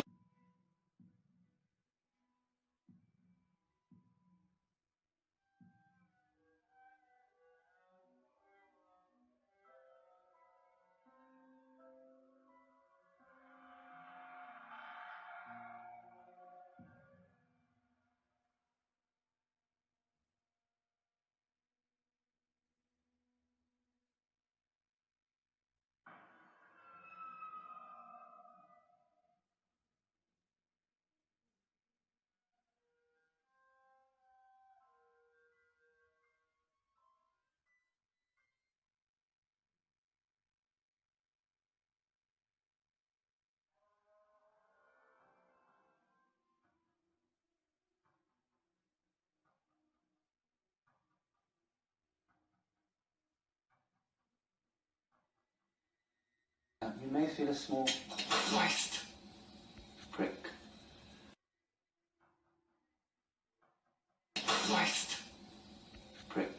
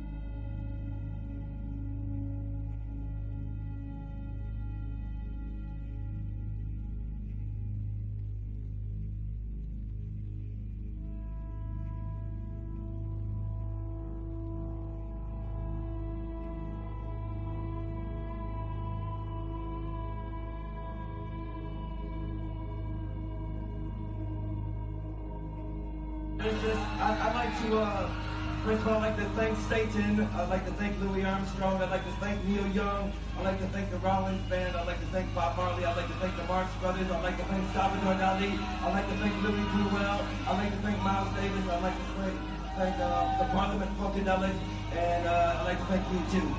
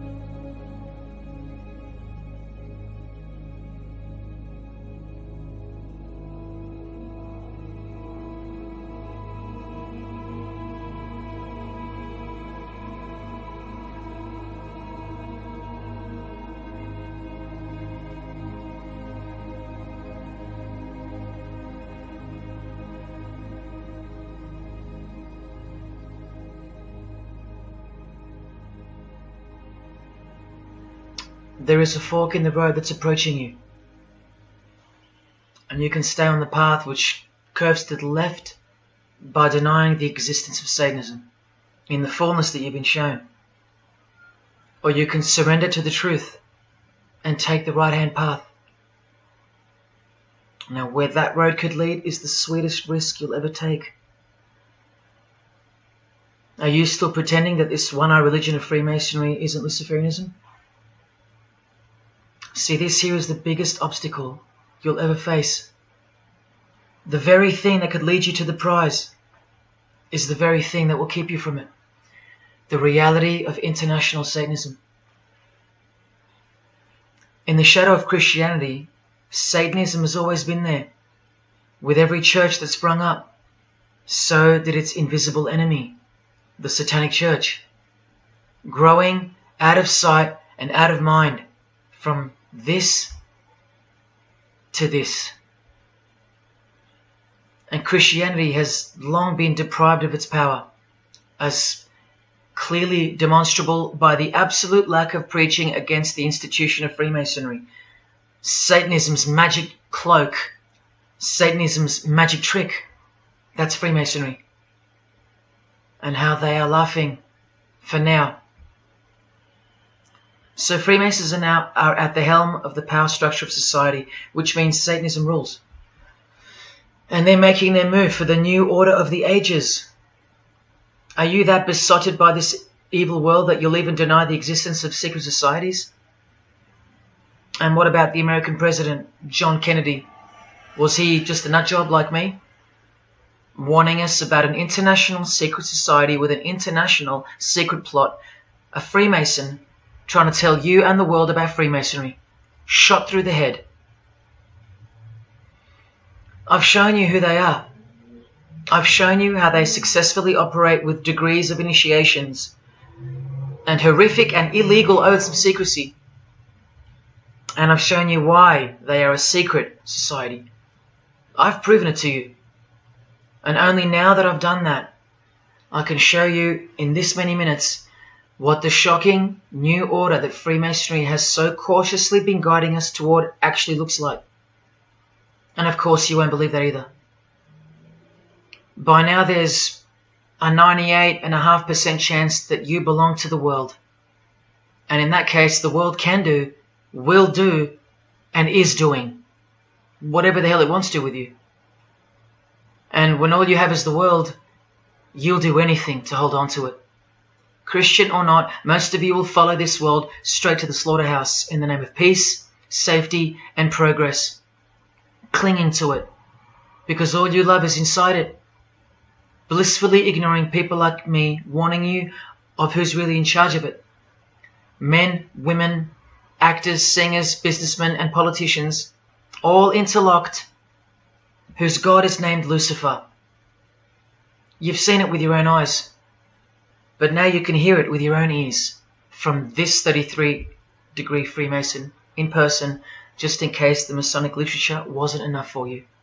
Okay, define Lucifer for me. Pure, virtuous, wholesome, innocent individual that's out to help people. Lucifer is? Yeah. Say that again. Lucifer is a pure, holy... Virtuous. Virtuous. Now, see the Lucifer that God created? That's the same one. Oh, man, this is great. I'm going to put this on the internet. Oh, God bless you, Amen. brother. Because that's exactly what the Shriners and Masons teach us, that Lucifer is light. No. And you're about those confirming hospitals? You know what, sir? Jesus said, many will say to me on that day, Lord, Lord, did we not do these good deeds in your name? And you'll say, away from me, you workers of iniquity. I never knew you. Jesus said it? In Matthew chapter 5. You've been bred from childhood to fall for the biggest lie ever told, that Satan doesn't exist. And if Satan doesn't exist, well then neither does Jesus. And while your heroes and idols know full well that they do exist. And when I say you've been bred from childhood, I mean just that. Walter Disney was a high-ranking Freemason. Here's a Masonic stamp dedicated to him, and his very exclusive Club 33, which stands for the 33 degrees of Freemasonry. And who's the god of the 33rd degree Freemason, Walt Disney? Or Walter hides the answer in plain sight, because that's what Freemasons do. Firstly, the God of Mr. Disney is wicked. See how they veil evil with a cloak of innocence? What does the word veil itself conceal? Secondly, Walter's God is horny, symbolized by the horned god of the witches. And we all know Walt Disney loves magic, which is witchcraft. So the depictions of sex are hidden in plain sight as well. Remember, lust produces life, not love. So lust is purity, lust is love for the high degree Freemason. And thirdly, he hides the number of his God's name in the open as well. No, that's not a 666 he's seeing interwoven in the design. That would be ridiculous, wouldn't it? Not even when they separate the sixes from the name, all three of them, and place them together for you like this, in plain sight. No, not even then will people see. Do you think things are any better 50 years later? Here's the eye of Lucifer in the Nickelodeon channel, and his lightning flash. Remember what they actually believe about Satan. From Freemason Helena Blavatsky's book, The Secret Doctrine, meaning the secret belief. Who is Satan? He is the angel who was proud enough to believe himself God, brave enough to buy his independence at the price of eternal suffering and torture, beautiful enough to have adored himself in full divine light, strong enough to still reign in darkness amidst agony. Helena Blavatsky is suggested as recommended reading by the Encyclopedia of Freemasonry right here. And the Grand Pontiff of Universal Freemasonry, speaking of Lucifer, Satan and the Devil on page 407, writes that to the initiate, the devil is the instrument of liberty or free will. That's who Lucifer is to them, okay? To show you how little you know of who you're dealing with and the extent of this religion's influence and power, not to mention their plans, let me jump ahead for a minute. Watch this. This is Lucius Trust. The Lucius Trust is a non-for-profit service organization incorporated in the United States in 1922, and their objective from Lucius Trust website, dedicated to the establishment of a new and better way of life for everyone in the world based on the fulfillment of the divine plan for humanity. The divine plan. A new way of life. Like a new world system. Like a new order. Now you want to see who they work for? The Lucius Trust has consultative status with the Economic and Social Council of the United Nations. The United Nations, the UN. They consult the United Nations of the world. They advise the United Nations of the world. Now look at this. The Lucius Trust's publishing company was founded in the early 1920s as Lucifer Publishing Company. The Lucius Trust says that the name was probably chosen to honor Lucifer. What on earth does a modern day consultant to the most powerful and progressive force engaged in uniting all nations under one banner, the UN, have to do with the fallen angel of the Holy Bible? The one that Jesus Christ told us would manifest on earth as a world ruler, to deceive the whole world into a new world system. Yes, that angel. Why on earth would they honor that angel? Well, that's easy. They were founded by Freemasons. Incorporated into the United States by Alice Bailey and her husband Foster. Well, here's a book written by Foster the Freemason, The Spirit of Freemasonry, published by Lucius Press, also known as Lucifer Publishing. And one last thing, if you dig a little, you'll find an article on their website, The Esoteric Meaning of Lucifer, on a modern company website with consultative powers to the United Nations of all things. Wow, I really hope you're seeing this. In the article it states that the Baileys had enormous respect for H.P. Blavatsky, who stated in her renowned occult book, The Secret Doctrine, on page 245 in the chapter called Holy Satan.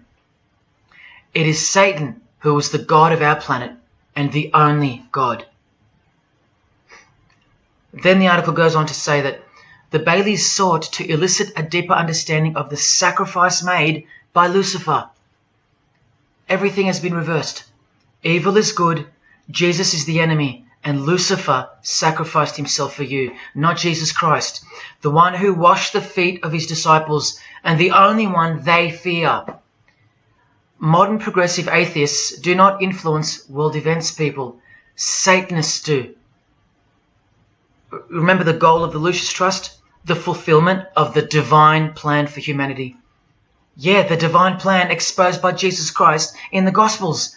Hence their war on the Bible and the abolition of it from the school system and even from modern Christian churches who dare not preach from the book of Revelation. Your most highly evolved and contemporary leaders of society secretly believe that in the theosophical perspective, the descent of these solar angels was not a fall into sin or disgrace, but rather an act of great sacrifice. They believe in the fallen angels and their revolt against God as revealed in the Bible, led by the devil, the chief commander of Freemason Bob Dylan, remember? These people make contact with these fallen angels, with the royal art of Freemasonry called witchcraft. Please stick around, let me show you that. How many solar angels does the Bible say followed Lucifer out of this heavenly realm?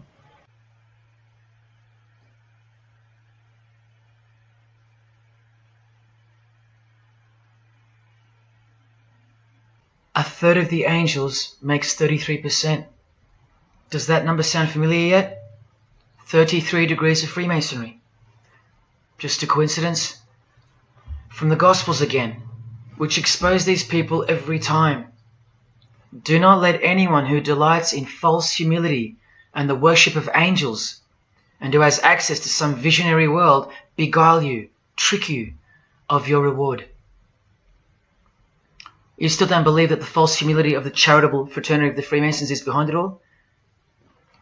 Well, Blavatsky also published a magazine called Lucifer with a woman named Annie Besant.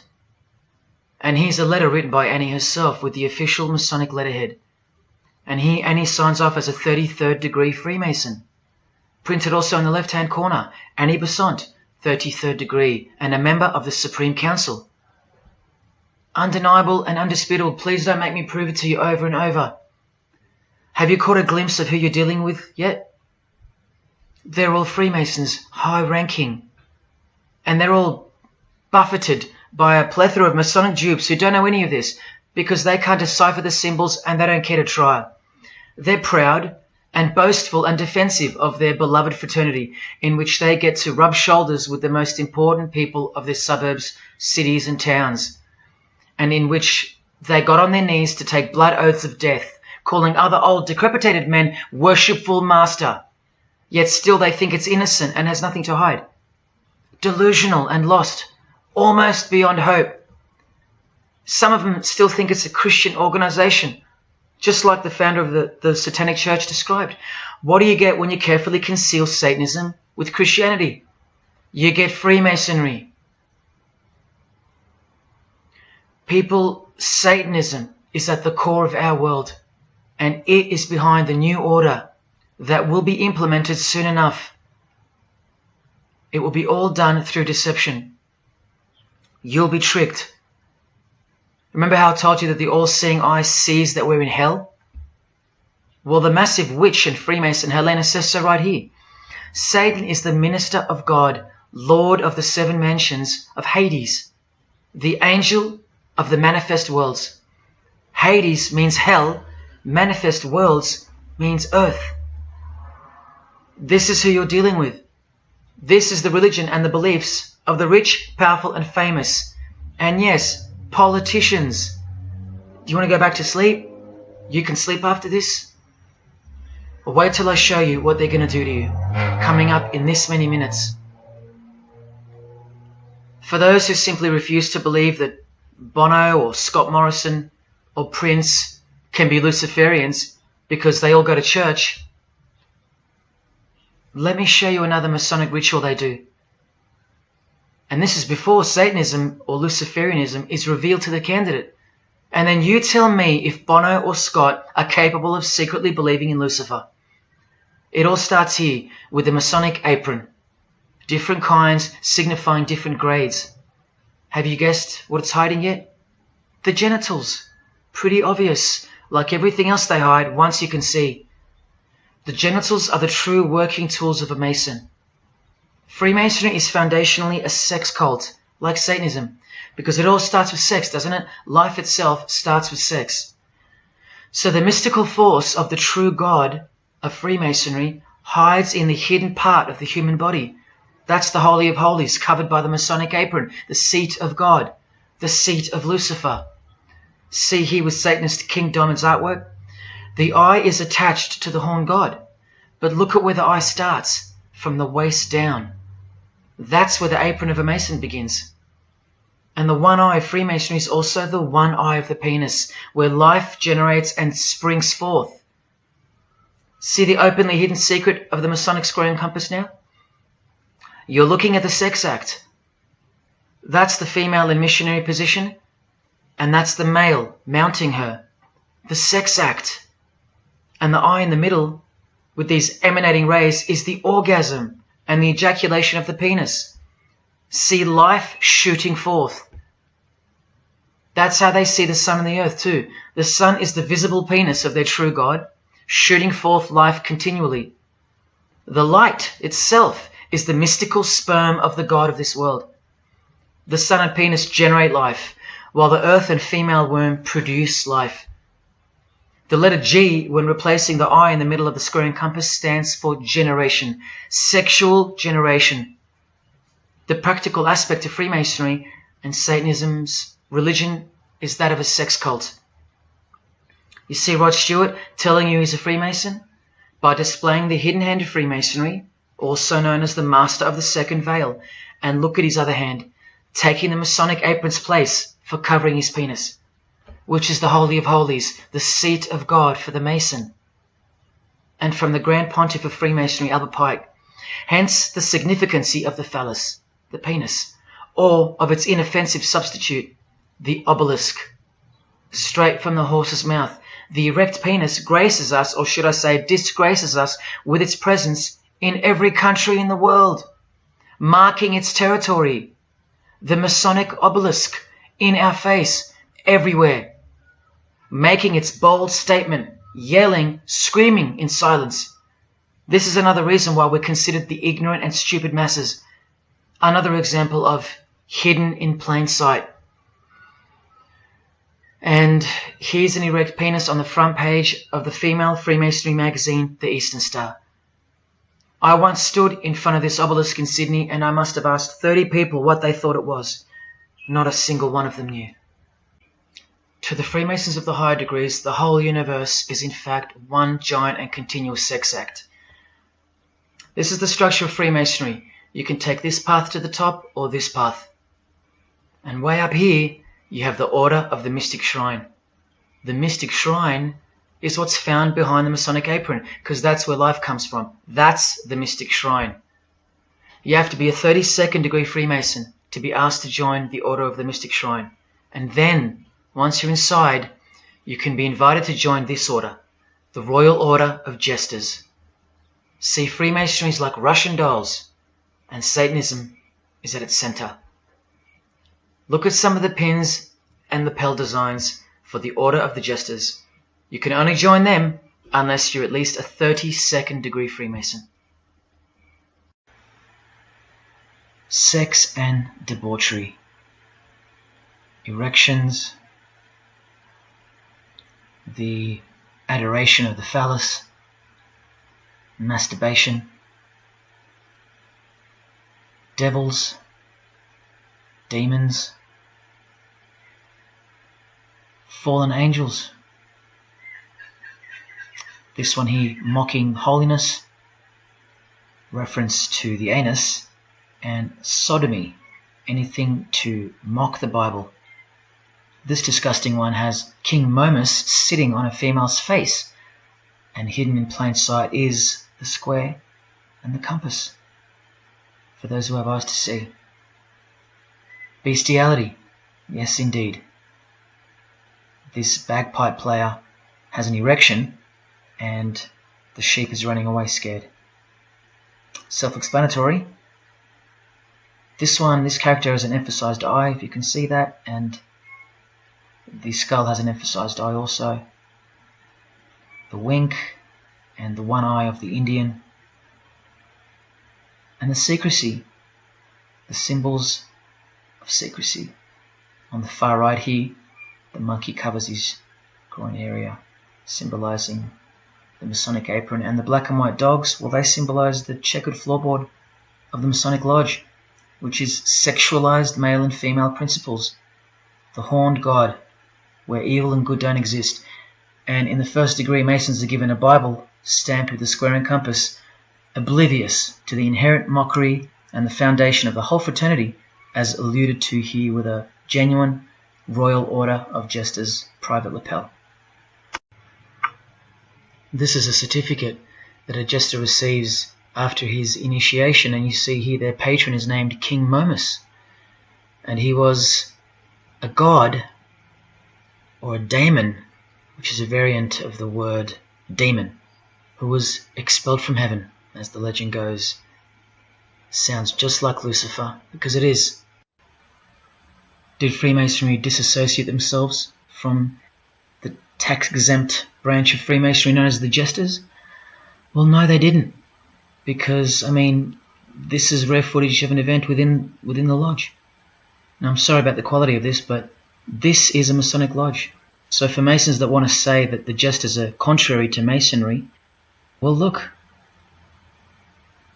Look at these dirty old men. Masters of the lodge, with sublime morals. All married, probably all have daughters and granddaughters, yet still this, inside the lodge. But for you it should be obvious, because you can see the square and compass, the sex act, and the all-seeing eye right in the middle. I told you that Satanism was the oldest religion in the world, and it is. The sex act was ritualized and organized as a religion before we called it Satanism. But Satan has always been the god, the horny god, the horned god of these sex cults. All of them, from Samaria to Egypt to Greece and so on, that's called paganism. And the real Bible of the Freemasons and the pagans, the one not written by hand, the one that's older than any book, the one that supersedes all the rest in age, thus making it the purest and most unadulterated word of God in the eyes of the Freemasons, is nature. Nature is their Bible. And before you think there's nothing wrong with that, wait a second, because you're not thinking straight. Ask a Mason, whether he be a first degree or a 33rd degree, what is Freemasonry? And the universal go-to answer is this: a peculiar system of morality, veiled in allegory and illustrated by symbols. Now, why would you need to veil your morals? Because in their peculiar system, evil is good and good is evil. That's Satanism 101. A peculiar system of morals. That should tell you something. That should tell you everything. Why would your morals need to be a secret? Because their deeds are in fact evil. Glorifying the laws of nature, where cruelty and self-obsession are virtuous characteristics. That's nature. Nature is as cruel as she is kind. The checkered floorboard, where everything is legal. It's Christianity that lives in reverse. The first shall be last. Love your enemies. The meek shall inherit the earth. These are unholy and unnatural concepts in the eyes of visible nature, the nature of Freemasonry, which is Satanism. What the Freemasons really mean by this morality veiled in allegory is that they're allowed to steal because nature allows it. They're allowed to kill because nature allows it. They're allowed to commit adultery because nature isn't monogamous. They're allowed to lie, indulge in all their God-given senses, especially sexual, because nature encourages it, as long as no one finds out, under oath. Jesus said, narrow is the road that leads to life, and broad is the road that leads to destruction. The Freemason of the century says, no true Mason can be narrow, for his lodge is the divine expression of all broadness. Because broad are the divine laws of nature. While they glorify those laws, Christianity breaks those laws. It becomes supernatural, because only then can you love your enemy. And so it goes that Christianity is despised by Freemasonry, the real Freemasons, because their Bible is nature. And by nature, they know the personality traits of their God, Satan, because he's the God of this world, just as the Freemasons, the enemies of mankind, say that he is. And just like Jesus said he was too. So they believe that Jesus is evil because he denies human nature and burdens us with the knowledge of sin. Observable nature, that's what guides the Masons' ethics and the Masons' morals. That's why they're called Freemasons. Believe you me, because they're free from moral obligations, free from sin, from guilt. They're free from Jesus Christ. These people are introducing this new system of the world, this new age. You're going to miss Christianity when it's gone. Mark my words. Because you have no rights in the eyes of nature, which is the Bible of Freemasonry and Satanism. And soon that will become painfully plain as a fact of life. Now please, I give you fair warning of what's to come in this presentation. It's very disturbing, or at least it should be. But cause to celebrate follows the disgusting things you're about to see. This is precisely where my own life and well-being come into danger. So let me say this right now. If you hear of my sudden death, or of my possession of 0.5 kilogram of cocaine or child porn, or my overdose or my suicide, remember this video. And if something so unfortunate should happen to me, may it serve as a catapult to you and as a remembrance of the conclusion to this presentation, which is this many minutes away. Do I really think they're going to make me pay for this video, for breaking my oaths? Well, seeing as people are so far gone, lost in the illusion that secret societies have constructed around you and inside you, and seeing as they can simply pull this video down, close my account and whatnot, no, I don't think they'll come after me. But if they do, let me say this to the Grand Lodge that orders my demise right now. Jesus wins. So in saying all that, here we go. Is Scott Morrison a Satanist? I'll let you answer that. Here is a ritual that Scott and every Freemason from this guy to this girl have performed. There is one Masonic apron you'll never see being worn.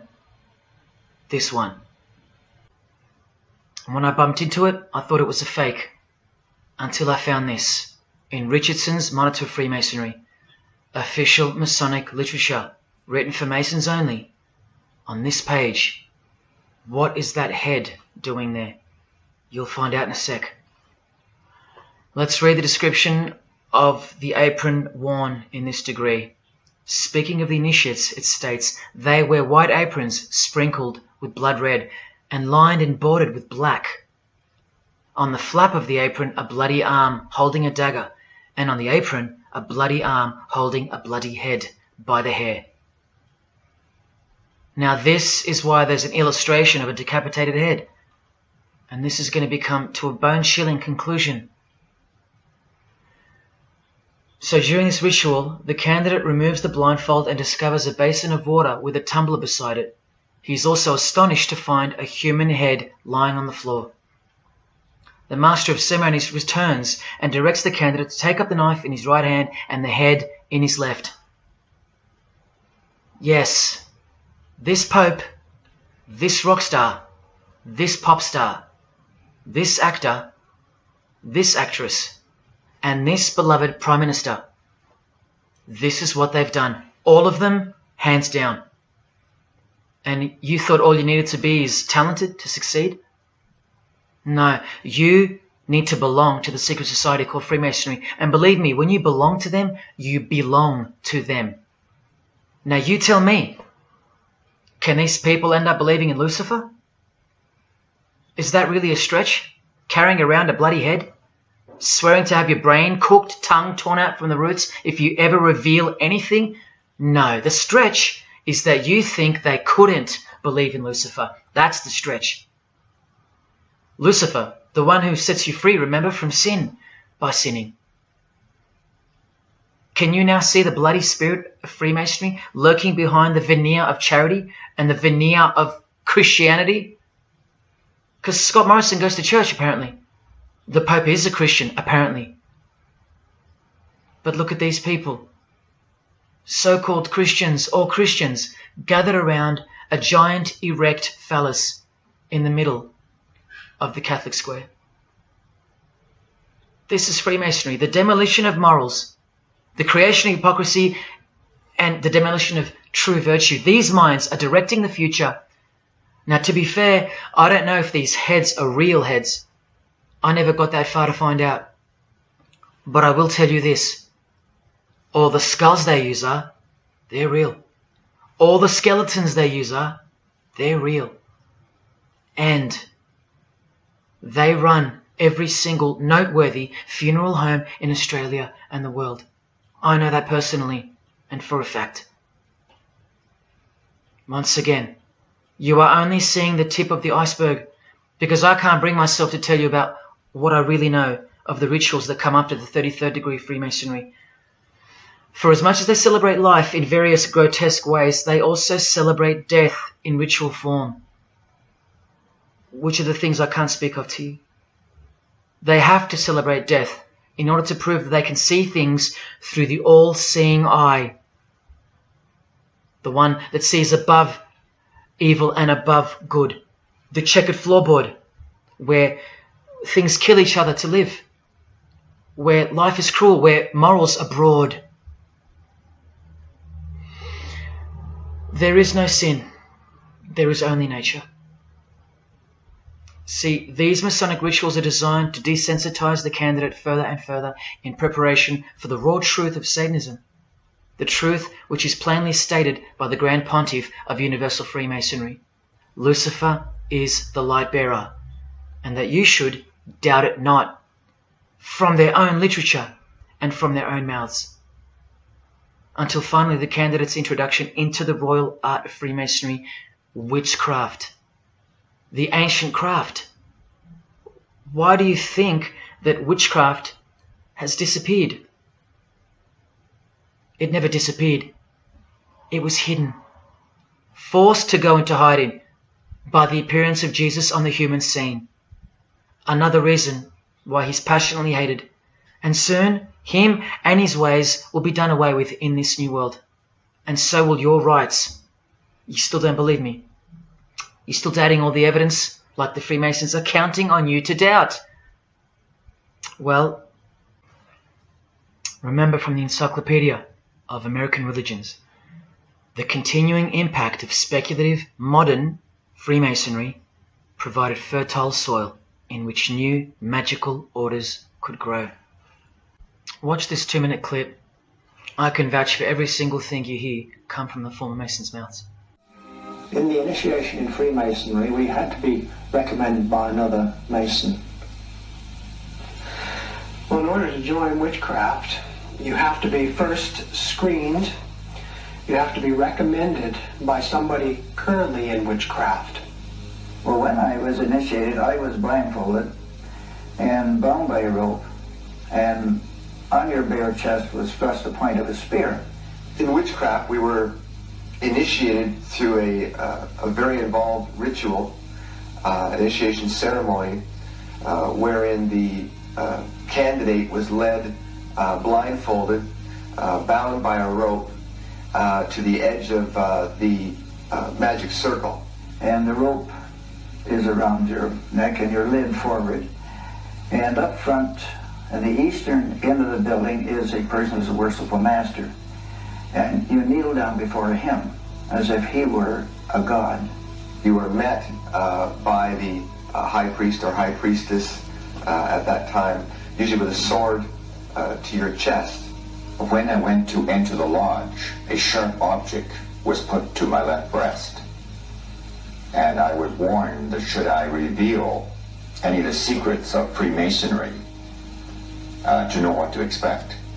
When you're presented before the high priest, a sword is held against your chest, and you actually take a blood oath, promising to remain faithful to the secrets of witchcraft. Well, when you are in the room, this blindfold is taken away from you, and this is the time when they say that you're coming from darkness into light. During the initiation ceremony, the initiate is led by the lieutenant of the high priest and is challenged at the edge of the circle by someone saying, "Who goes there?" And the answer is, "One from the world of darkness." In Masonry, the prayers are ended with "So mote it be." Oh, and one of the other aspects of, or distinctives of the craft was that we would always end any spell or ritual where we released the power, this is where the power was released, with the word "So mote it be." By now this should sound like a stupid question, but why do you think that the initiation ceremonies into witchcraft are almost identical to that of Freemasonry? I'm not even going to answer that. Come on, people, wake up with me. Here's Kylie Minogue, a Freemason, okay? Hidden hand of Freemasonry and the one-eye symbolism of the god of her religion. Now here she is giving the vow of silence, but what the masses fail to see is what's written on the book she's holding. Witchcraft, the royal art of Freemasonry. This is what her vow of silence is referring to in the picture. Yes, Kylie Minogue is a witch. And if you're still that deluded by the magic wand that is television, entertainment, movies, media and whatnot, then you'll no doubt fail to use the incredible eyes that God gave you, from which to see the real world with, the evil world, where Satanists are at the helm. The ban on witchcraft was only officially lifted in England in the 50s, after more than 1500 years. So that tells you who's in control now. And when I give you a glimpse into witchcraft in a minute, you'll see why it's evil. And why it should be anything but legal, even when using it for so-called good, because the well they draw from is poisoned. But thanks to propaganda, the craft of the witch has been absorbed into the realm of fantasy.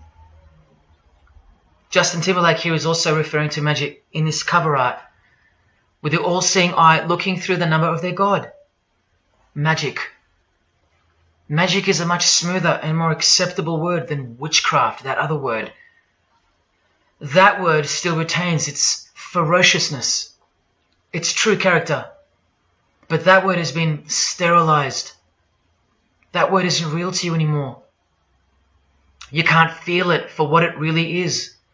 Or if you do, your mind has isolated it, confined it to some small groups of unimportance scattered here and there over this diverse world. And so it's nothing to be feared or concerned about. But that's the furthest thing from the truth. Now, some witches want to say that witchcraft isn't Satanism. That's either more delusion or misdirection, as confirmed here by Anton LaVey in the Companion to the Satanic Bible, when speaking of the followers of the Witchcraft Not Satanism school. He writes very accurately that they cannot afford to admit to an affinity with anything that bears the name Satan. He knows where the power of witchcraft comes from. Now, does that mean that Justin Timberlake is a Satanist because of his symbolism and the use of his word alluding to witchcraft in his artwork? Well, yes, actually, that's correct. He is. Here's a quote from one of his songs. You want to see who else is in good company with these famous idols? Suzanne Atkins. Same sign, same religion, Satanism. Do they all have to admit it in the English language for you to believe me? Or can the symbols they use finally be enough for you? Look at what another legendary Freemason, Arthur E. Waite, states. Out of evil comes good. And the confusion of tongues gave rise to the ancient practice of Masons conversing without the use of speech. Out of evil comes good, so it's good to do evil. That's what he's saying. See, I'm trying to include you into the conversation that the Freemasons are having with each other in public via symbolism, unbeknownst to you. Listen to what famous US footballer Tom Brady said regarding his wife. So, man, I listened to her. And right after the game, she said, see, I did a lot of work. You do your work, I do mine. She said, you're lucky you married a witch. I'm just a good witch. Well, this is Tom Brady. And this is his wife. Both initiated into the secret society. Of course they are. Wait, she's not displaying the one-eye symbol of the Freemasons, is she? That's just art, isn't it? Well, no, it's not. She's a witch, and her husband just told you she was. Here's Steve Miller's front cover to the famous song Abracadabra, and he covers his eye because he's a member of the one-eyed religion, and abracadabra is a legitimate word used in witchcraft. Here it is in the 100-year-old Encyclopedia of Freemasonry. Why would the word abracadabra be in the Encyclopedia of Freemasonry, the fraternity that runs charities, hospitals, nursing homes, and that secretly supply us with popes, presidents, prime ministers, kings and queens, and the bulk of our entertainers? Why? You know, I really think it's time to show you what the Satanists dressed as Freemasons are going to do to you and the world to finally establish their new world, their utopia. And this is going to be the segue into that. This is my last practical example of Freemasonry's satanic roots. And then I'll close this presentation with the most shocking thing you'll see or hear. You probably won't care, but to the precious few who remain, I will send you off with the greatest and most beautiful shock of all.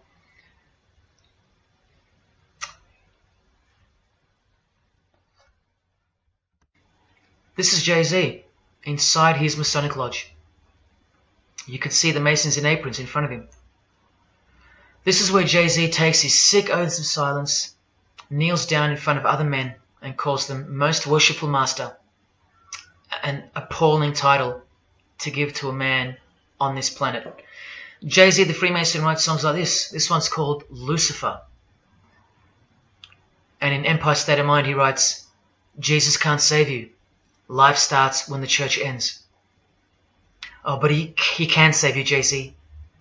He can even wake you up just before you collide into a concrete wall doing 120 kilometers an hour. I should know. This is fellow member of the craft Alicia Keys, who sings on the track. Here she is, showing her allegiance and wearing the broken and bloody cross of Jesus Christ, the occult peace sign, pure hatred for Jesus. There is peace when your conscience has been killed, seared to sin, and you can indulge to anything, a false and temporary kind of peace, no doubt. Here's a shot of Jay-Z's clothing line, purely Masonic, The Craft. Well, this is the craft he's referring to. This is him with well-known witch Marina Abramovich, also showing her sign of allegiance to Freemasonry. Now here we go. Here's Jay-Z wearing a most revealing top and the dead giveaway that you need to see behind the curtain of Freemasonry. Do what thou wilt. Do whatever you want. That's the adopted motto of the most notorious Satanist of the 20th century, 33rd degree Freemason, Aleister Crowley. Here is his certificate of appointment, known as the 33rd degree inscription and the double-headed eagle of Freemasonry. And here, next to his name on the certificate, including the symbol for a Grand Commander of Freemasonry, as shown in their encyclopedia. But to really confirm that he's a Freemason, here he is doing the Masonic sign of the Master of the Second Veil. Now here's a legitimate letter from Aleister. Again, the addition of his inscription of the 33rd degree, and he signs off with a symbol of the past Commander of Freemasonry. What does he write beside it? Baphomet. This Baphomet. Now listen to this man to get a clearer picture of the truth behind the secret religion of the stars and the leaders of the world. Aleister is the founder of a Luciferian church called the Ordo Templi Orientis, and he named himself the Beast 666, straight from the Bible, depicting the number of wickedness in human form. In his what's called Liber's writings, he says, "With my hawk's head, I peck at the eyes of Jesus as he hangs upon the cross." Do you see the hatred? You think they don't hate you too? Keep watching. And from the equinox, with the all-seeing eye of Freemasonry, this illustration. What does it mean? The writer himself explains. The picture is symbolic of the new eon, the new age. From the blasted stump of dogma hangs the hag with dyed and bloody hair, Christianity. There's a massive glimpse into the New World Order that's coming. Keep watching. And down here, do what thou wilt is the true nature. The true nature, remember? The broad morals. There is no such thing as evil. So do what you want. Can you see the Masonic future yet? Can you see the hidden hatred that pulses through its veins? If they believe in do what thou wilt, what do you think they will do to you? And what do you think they'll do in order to build this new world?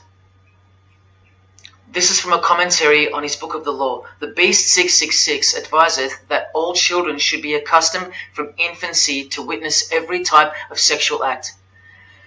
Do what thou wilt. And what about the royal art of Freemasonry? Magic is the highest, most absolute, and most divine knowledge of natural philosophy. What a statement. The highest, most absolute and divine.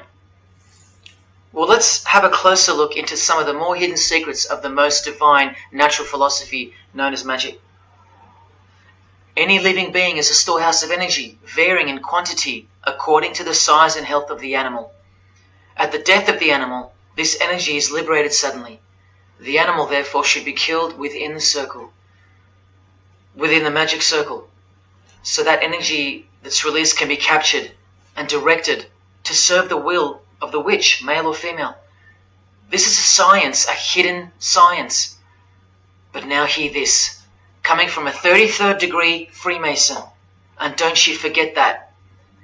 For the highest spiritual working, one must accordingly choose that victim which contains the greatest and purest force, a male child of perfect innocence and high intelligence is the most suitable sacrifice.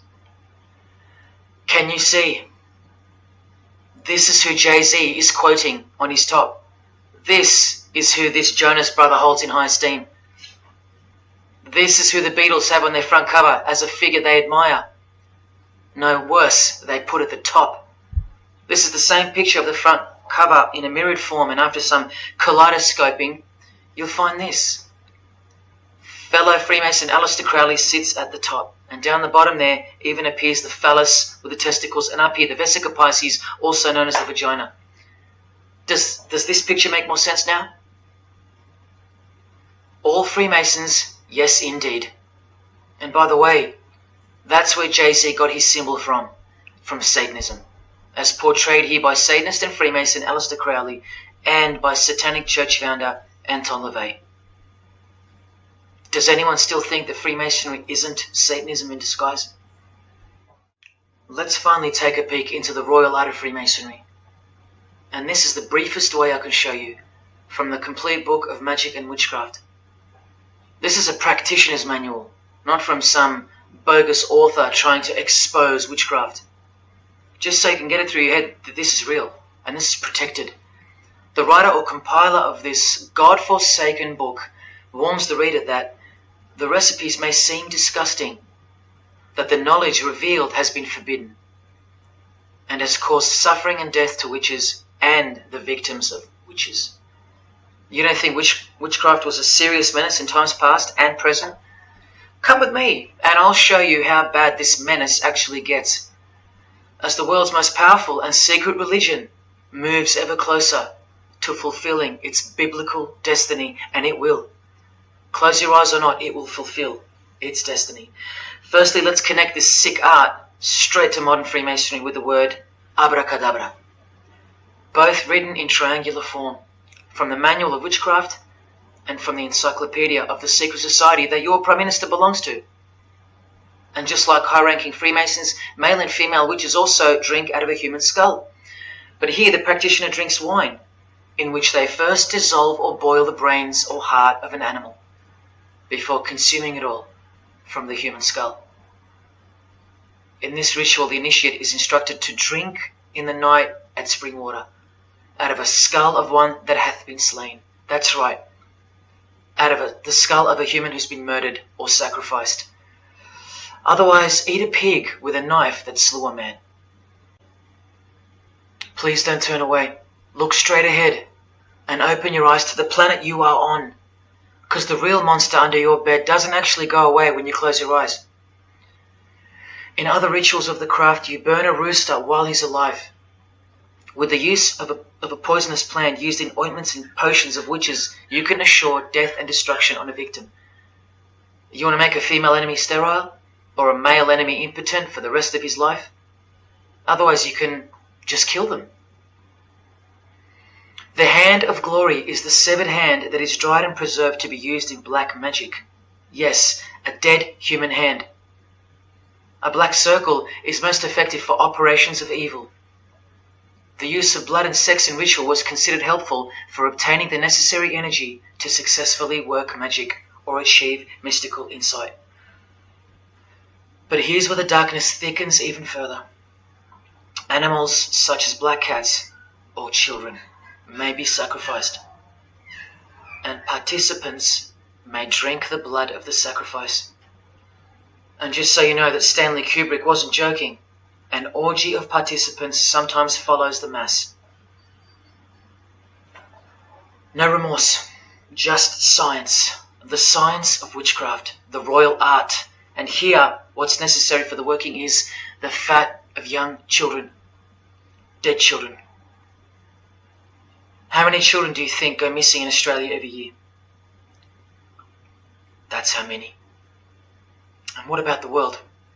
Is it 1 million? Well, according to the International Centre for Missing and Exploited Children, it's 8 million children per year. Do you think that the highest, most absolute, and most divine knowledge of natural philosophy has anything to do with that?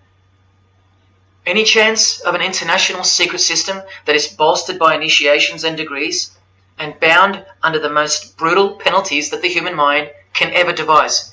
Do you think that has any involvement? Any chance of that? Am I saying that this Freemason has sacrificed children? No, I never said that. But did he ever even remotely mention the secret societies? Did he ever try to warn you? Educate you? No, he was under oath. Am I saying that these Freemasons have sacrificed children? No, I never said that either. But have they ever warned you about the secret society that believes that Lucifer is the savior? The society functioning right under your nose, that secret society? No, not a chance. Julia Gillard admitted she belonged to one, but that's about it because they're all under oath. So where does this ancient craft originate from? It originates from the spirit realm, from spirit beings. That's who taught mankind the royal art before civilization began. In this chapter, The Rites of Satanism and Witchcraft, the manual explains that a typical satanic Sabbath was, number one, a homage to the devil, usually performed as the osculum infami, also known as the kiss of shame, which is so shameful that we'll just put it this way. The ritual involves kissing the hindquarters of the devil, the rear. Surely this is far removed from anything to do with Freemasonry. People, the original order of the Knights Templar were found guilty of this very same obscene ritual. And where do you find the modern variant of the Knights Templars of today? I told you, in the highest degree of Freemasonry, right here. Here's a couple of them now. And what's on this Templar's head? From the Masonic Encyclopedia, remember? A symbol of the Baphomet, according to 33rd degree Aleister Crowley. And we could confirm that in the Satanic Bible. That's exactly what's hiding deep inside of Freemasonry. I'm only showing you this to show you the reality of Satanism and the demonic realm, the world you can't see. On this earth? And in this earth and then in a world we can't see. Look here. The hierarchy of demons occupies a more important place in both black and white magic rituals. Both black and white. This is where the power of witchcraft comes from. And this is the reason these bizarre rituals actually function and actually work. Because after the ritual is performed on earth, its effects are carried out to their conclusion in the spirit realm by spiritual beings or demons, actual demons. The reality that is hidden from you. Because if you found out that Satan was real, then that would have to make Jesus Christ real too. And he is the one they hate. And if Jesus Christ is real, that changes everything. And this is how much they hate him. The prayer that Jesus taught his disciples is performed backwards. The high priest is sometimes naked. A prostitute assists him, and a naked virgin, who may later be deflowered, is the altar. Everything that is sacred is defiled, and everything that is filthy is honored as pure, because of their burning hatred of Jesus Christ, just as he's hated by the fallen angels that they worship. It gets worse when you hear what they use as a substitute for the bread that Jesus broke and told his disciples to eat in remembrance of him. A wafer which initiates me with this, this, and this, or the name of Satan may be written upon it. And this isn't even witchcraft. This is just a ceremony announcing who they love and who they hate. So is Satan real? It continues to state in the hierarchy of demons at the very top, Satanakia, whose title is the Commander-in-Chief. What did Bob Dylan, the Freemason, call the one he made a bargain with? Should I ask who you made the bargain with? with the chief commander. Same title, Commander-in-Chief, Chief Commander. Are you following? But watch this. In case the darkness is getting a little too thick and encompassing for you, let's shine a little light. The true light that only the Gospels can supply. Speaking to us humans and revealing something about Satan, the Gospels state, you follow the spirit of the age in this world system as dominated by the commander of the spiritual powers of the air. Satan, the god of this world, the commander. You still think the Gospels are wrong or fake? See, Satanists know that the spirits also live in the air, just as the Gospels reveal. You can summon any of these demonic spirits by name if you possess the royal art. Who do you think this figure on the front cover represents? A magician who is inadequately prepared and cannot attain his desires may seek the aid of Satan. That's who this is. Now that you know, hopefully for a fact, that these are people at the top of the human food chain, do you think they'd be fooling around with stupid fairy tales? No, witchcraft and Satanism is absolutely real, hence their earthly power. This demon here, fifth in the pyramid structure, holds the title of Inspector General. And what's the title of the highest degree in Freemasonry, who exists in every local lodge in every suburb, a suburb near you? Inspector General. Same title as the living demon. Do you believe me now? You can even conjure Lucifer himself, or be Beelzebub, who the Gospels call the Prince of the Devils, both of whom are listed as superior spirits in this book of witchcraft and magic. I can show you so much more from this disgusting book, but I'll cut it off here with the seal of Saturn, a demonic sigil from the complete book of magic and witchcraft. And this is his seal. Can you see? Do you see? This is the society that lives amongst you, above you. The one-eyed religion of Freemasonry, hidden right in front of those who have their eyes wide shut. I'm going to now show you what that world that they are building, from the ashes of the one you're currently living in, looks like. But lastly, to drive this business of blood sacrifice home, here's American rapper Azealia Banks with the 666 hand sign, and now over the all-seeing eye in her video, the eye in the triangle of the Freemasons on her shirt, and the devil's horns, her liberator, her master, her commander. And now displaying the secret society vow of silence, along with that, the last brief glimpse into the highly concealed royal art of Freemasonry. The amount of crap that's about to come off my floor right now, guys.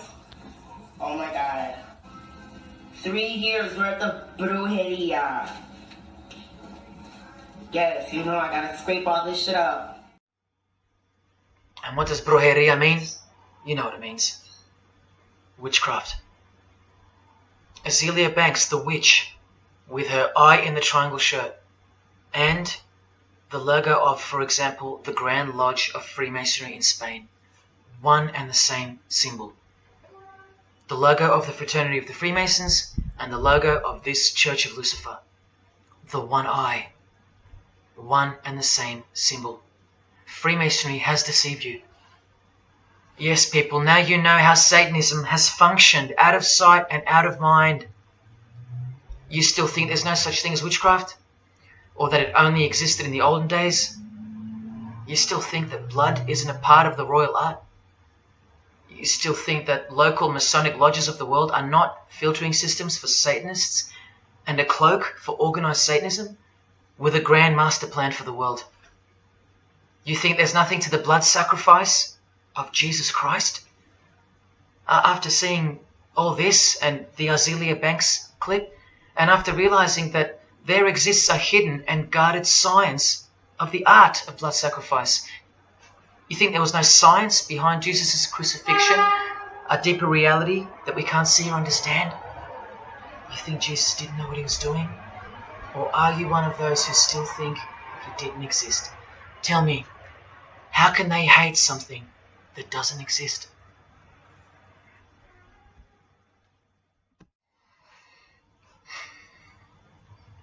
If only you could hear from some other Freemasons who have the courage to break their oaths. But you won't. You won't. This is probably it. But I once heard from a Freemason, an honest one, in about 2016, after I posted this picture on Facebook. He knew the truth, just like you do now, or just like you should. And he wrote to me, and he said, by the time we are done, every church will be a brothel. Well, in case you think that that's impossible, this is a fashion show that was held in a church, a real church, and it was organized by high-ranking Freemasons, who you will see now to be Satanists. Designed to be a heart-wrenching mockery and a colossal sign of the times, this event. Just so you know, it's a Masonic production. Here's the inside of a lodge. See those twin pillars? Well, here they are. See the Masonic checkered floorboard? Well, there it is. See the Masonic square and compass? Well, there it is. And do you see the eye of Freemasonry? Yeah, there they are. The lower square in the square and compass has been disfigured so that as to not make it too obvious. But now that we've established that, here is the spirit of Freemasonry, as displayed through just a few of the models. This one wears the horns of the Baphomet, the horns of Satan, with his all-seeing eye in the background. More horns. This model wears the all-seeing eye, as does this one. And this disgusting thing with another huge all-seeing eye of Lucifer in the background. Then there's this, with a satanic pentagram on her face. And finally, this male model in a skirt with two satanic inverted crosses of Jesus Christ on his top in a church. Oh, the morbid victory of the Freemasons. Unstoppable. For now. When people like Lady Gaga cover one eye while wearing an inverted cross, and you don't see the connection of the one eye symbolism to Satanism, then your observational skills have been compromised. In the span of 2 days, I saw these ads in my local shopping centre. And that alone tells me that the satanic age is here, manifesting all around us, seemingly invisible, while you look straight ahead through the symbols. Just like the initiation process of the secret societies themselves, society at large must be incrementally introduced and seduced into further depravity and self-love. And haven't we been slowly but surely perverted over time, degree by degree, until we think that men dressing as women is beautiful and healthy, anal sex is a form of expressing love, the sick world of pornography is considered as liberating for women and men, and protected by free speech. In California, babies are allowed to be aborted after birth because it's a woman's choice. And that's not considered murder. A world where we should applaud young children like Desmond is amazing, cross-dressing while he dances for gay men at a gay bar on a podium because he's paving the way for the kids of the future. And we should get shamed, fined, and even jailed if we point out that this is sick, sinful, and dare call it evil, which is what it is. What spirit is behind Desmond is amazing? Oh yeah, an evil spirit, no doubt about it. You think Freemasonry and their peculiar morals aren't behind the decline of Christian morality and morality worldwide? It's all by design. The Masonic war on Jesus and the Christian social structure, generally undetected by human perceptions, and still people will write to me and comment on how absurd what I've said is. A cloud over the eyes of their heart. Well, I tell you this, there is no bigger axe that has ever been grinded than the one Freemasonry grinds. Because the appearance of Jesus Christ pretty much destroyed their religion, drove it underground, and they will have their revenge. Soon you're going to see it. We've all been initiated into the lowest levels of materialistic Satanism under the banner of secular humanism. I know blokes who think that life's great, mate. Life's terrific. Life's what you make it. Evil, Lucifer, Satan, these are just words that Christians invented to help them sleep better at night. There are no cults. There are no conspiracies. John F. Kennedy's speech about secret societies plotting against the world, that's not relevant anymore. That's history. There's no such thing as Satanism amongst civilized people. Oh, children, when darkness comes to your door, takes your wife, takes your health, your job, your home, your freedom, your children, then you call out, oh my God, this is evil. Why is this happening to me? Well, here comes the darkness. Here comes the evil. You want to know what the New World Order looks like? You want to know what the future holds? You want to know what horror is coming to our planet? As Jesus told us, for then there will be great distress, unequaled from the beginning of the world until now, and never to be equaled again. Ladies and gentlemen, welcome to the Masonic New World Order. These are the mysterious Georgia Guidestones, also known as the American Stonehenge. They are a set of granite monoliths which were constructed in 1980 and funded by an unknown and anonymous group and commissioned by a man using the pseudonym R.C. Christian. On a ledger beside the monument is written, "Let these be guidestones to an age of reason." Here we have a reference to a new age.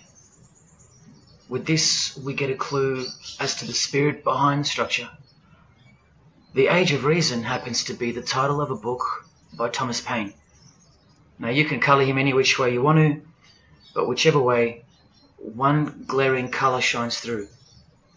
Thomas was a hater of Christianity. That's the second clue to the spirit behind the Georgia Guidestones.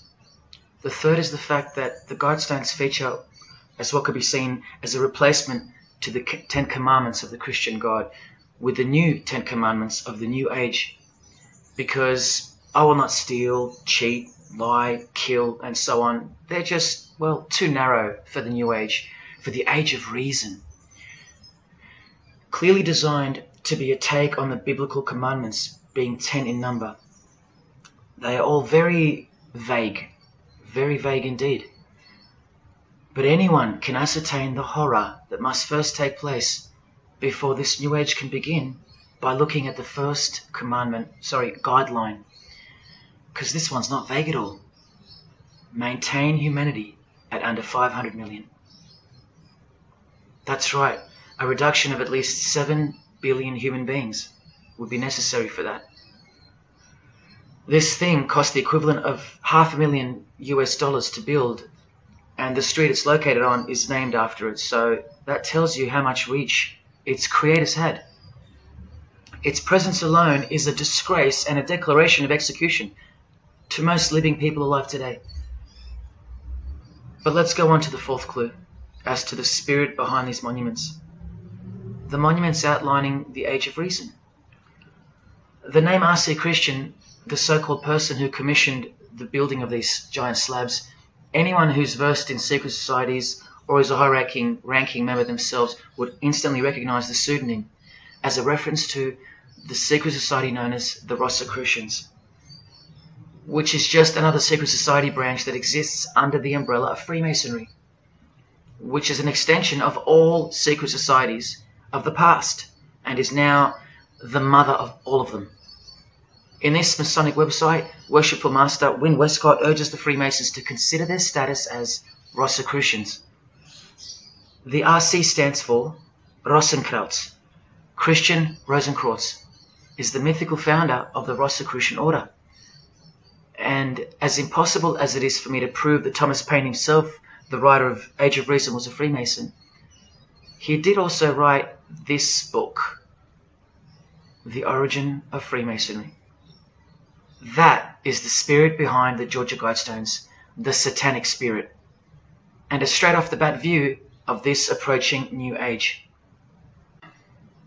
I told you, the whole system is about to change, and it's not going into the future, it's actually going back into the past. The old religion, that's what's taking everything over. And you'll walk straight into it, blind as a bat, thinking these people want to help you. They will appear as your saviors, forgetting or never being told in the first place that all this time there have been two societies in the world. The visible one, which is the one we're in, and the invisible one. Remember that the invisible one considers you profane, vile, and vulgar. Why on earth would they want to keep you around? In a book I can't mention written by them, people are referred to as useless eaters. We've become excess inventory, redundant, and past our use-by date in their eyes. Think about this.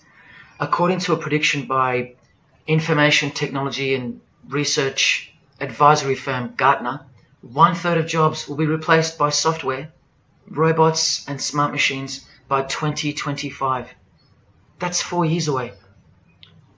Google engineering director Ray Kurzweil anticipates that robots will have reached human-level intelligence by 2029. And by 2050, 80% of all jobs will be eliminated by automation. What on earth are you and your family good for then? What do you think the secret society will do to the vile multitude then? The utopia is coming, but it ain't your utopia. You still think that by the measure of the minds of international Satanism, you should be kept around? This excess baggage that the bulk of society has become? No, no, no. The new age is dawning.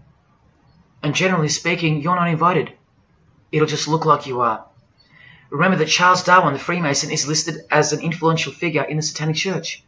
So mass murder and mass death are natural and necessary themes in the name of evolution, an artificially induced evolution into this.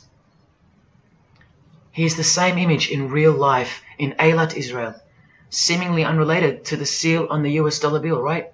But standing in glory with a Masonic square and compass, telling you exactly who owns this pyramidal symbol, complete with the one eye on top.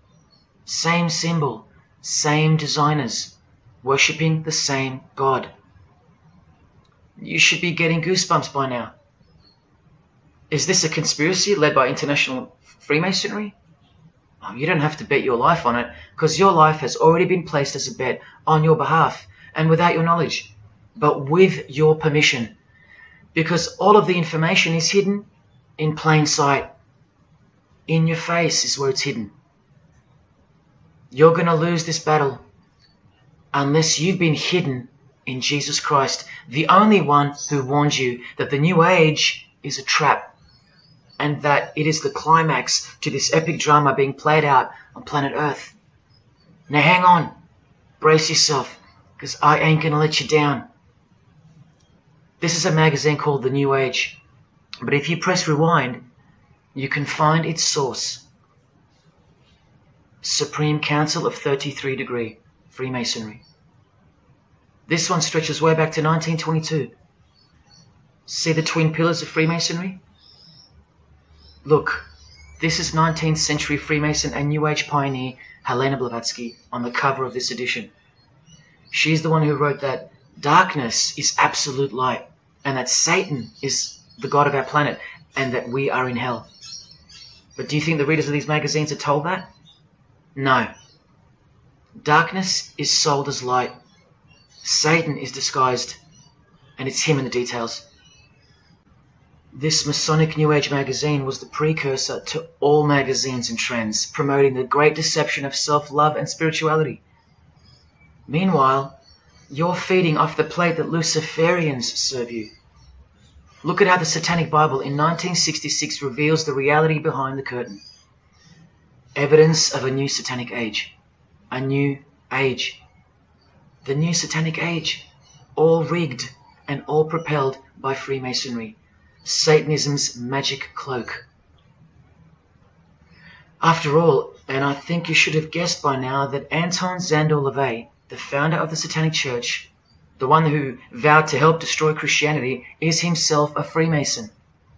I can't prove it to you, but I know it, because of not only his obvious fondness of the fraternity of the Freemasons and the mention of it in his Satanic Bible, and its vital role in the Satanic takeover, but also because of the symbols, specifically this one, generally called the Devil's Claw or the Lion's Paw. Freemason James de Rothschild displaying the Devil's Claw or the Lion's Paw. X-Factor's L.A. Reid showing the Devil's Horns next to fellow Freemason Avril Lavigne. The Secret Society sign for the Devil's Number, and displaying the Devil's Claw over and over. The better example is with New Age guru Annie Besant, co-writer of Lucifer magazine and 33rd degree Freemason, also showing the lion's paw here and here. But the best example I have is with Aerosmith, guitarist Joe Perry clearly displaying the sign of the master of the second veil of the Freemasons, and right next to him, Steven Tyler, doing the lion's paw. Clearly both Freemasons, secretly showing their allegiance with symbols. And here's Anton LaVey displaying the same Masonic symbol.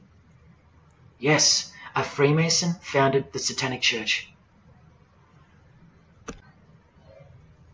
Now that we know who's really behind the so-called New Age, listen to some of the confessions of the New Agers in their literature, once you scrape past all the talk of spirituality and love and rainbows. New Age author, feminist and hater of Christianity, Barbara G. Walker writes in The Woman's Encyclopedia of Myths and Secrets, a 666, 666, was the magic number of the triple Aphrodite. She further compliments the number when she calls it the miraculous number 666. Speaking of the New Age to come, PhD Christopher Hyatt writes in Undoing Yourself, as we moved closer and closer to the well-planned for and long-awaited invocation of the Prime Minister unto the very King of Hell, the Grand Vicar of Lord Lucifer. Yes, the very well-planned for and very long-awaited indeed. Do you see what's coming? Mr. Hyde also enlightens us in the fact that opposites do not exist apart from the mind. Evil and good are all in your head. That's why you should brace yourself, because these are the minds creating the New World System. He confirms this.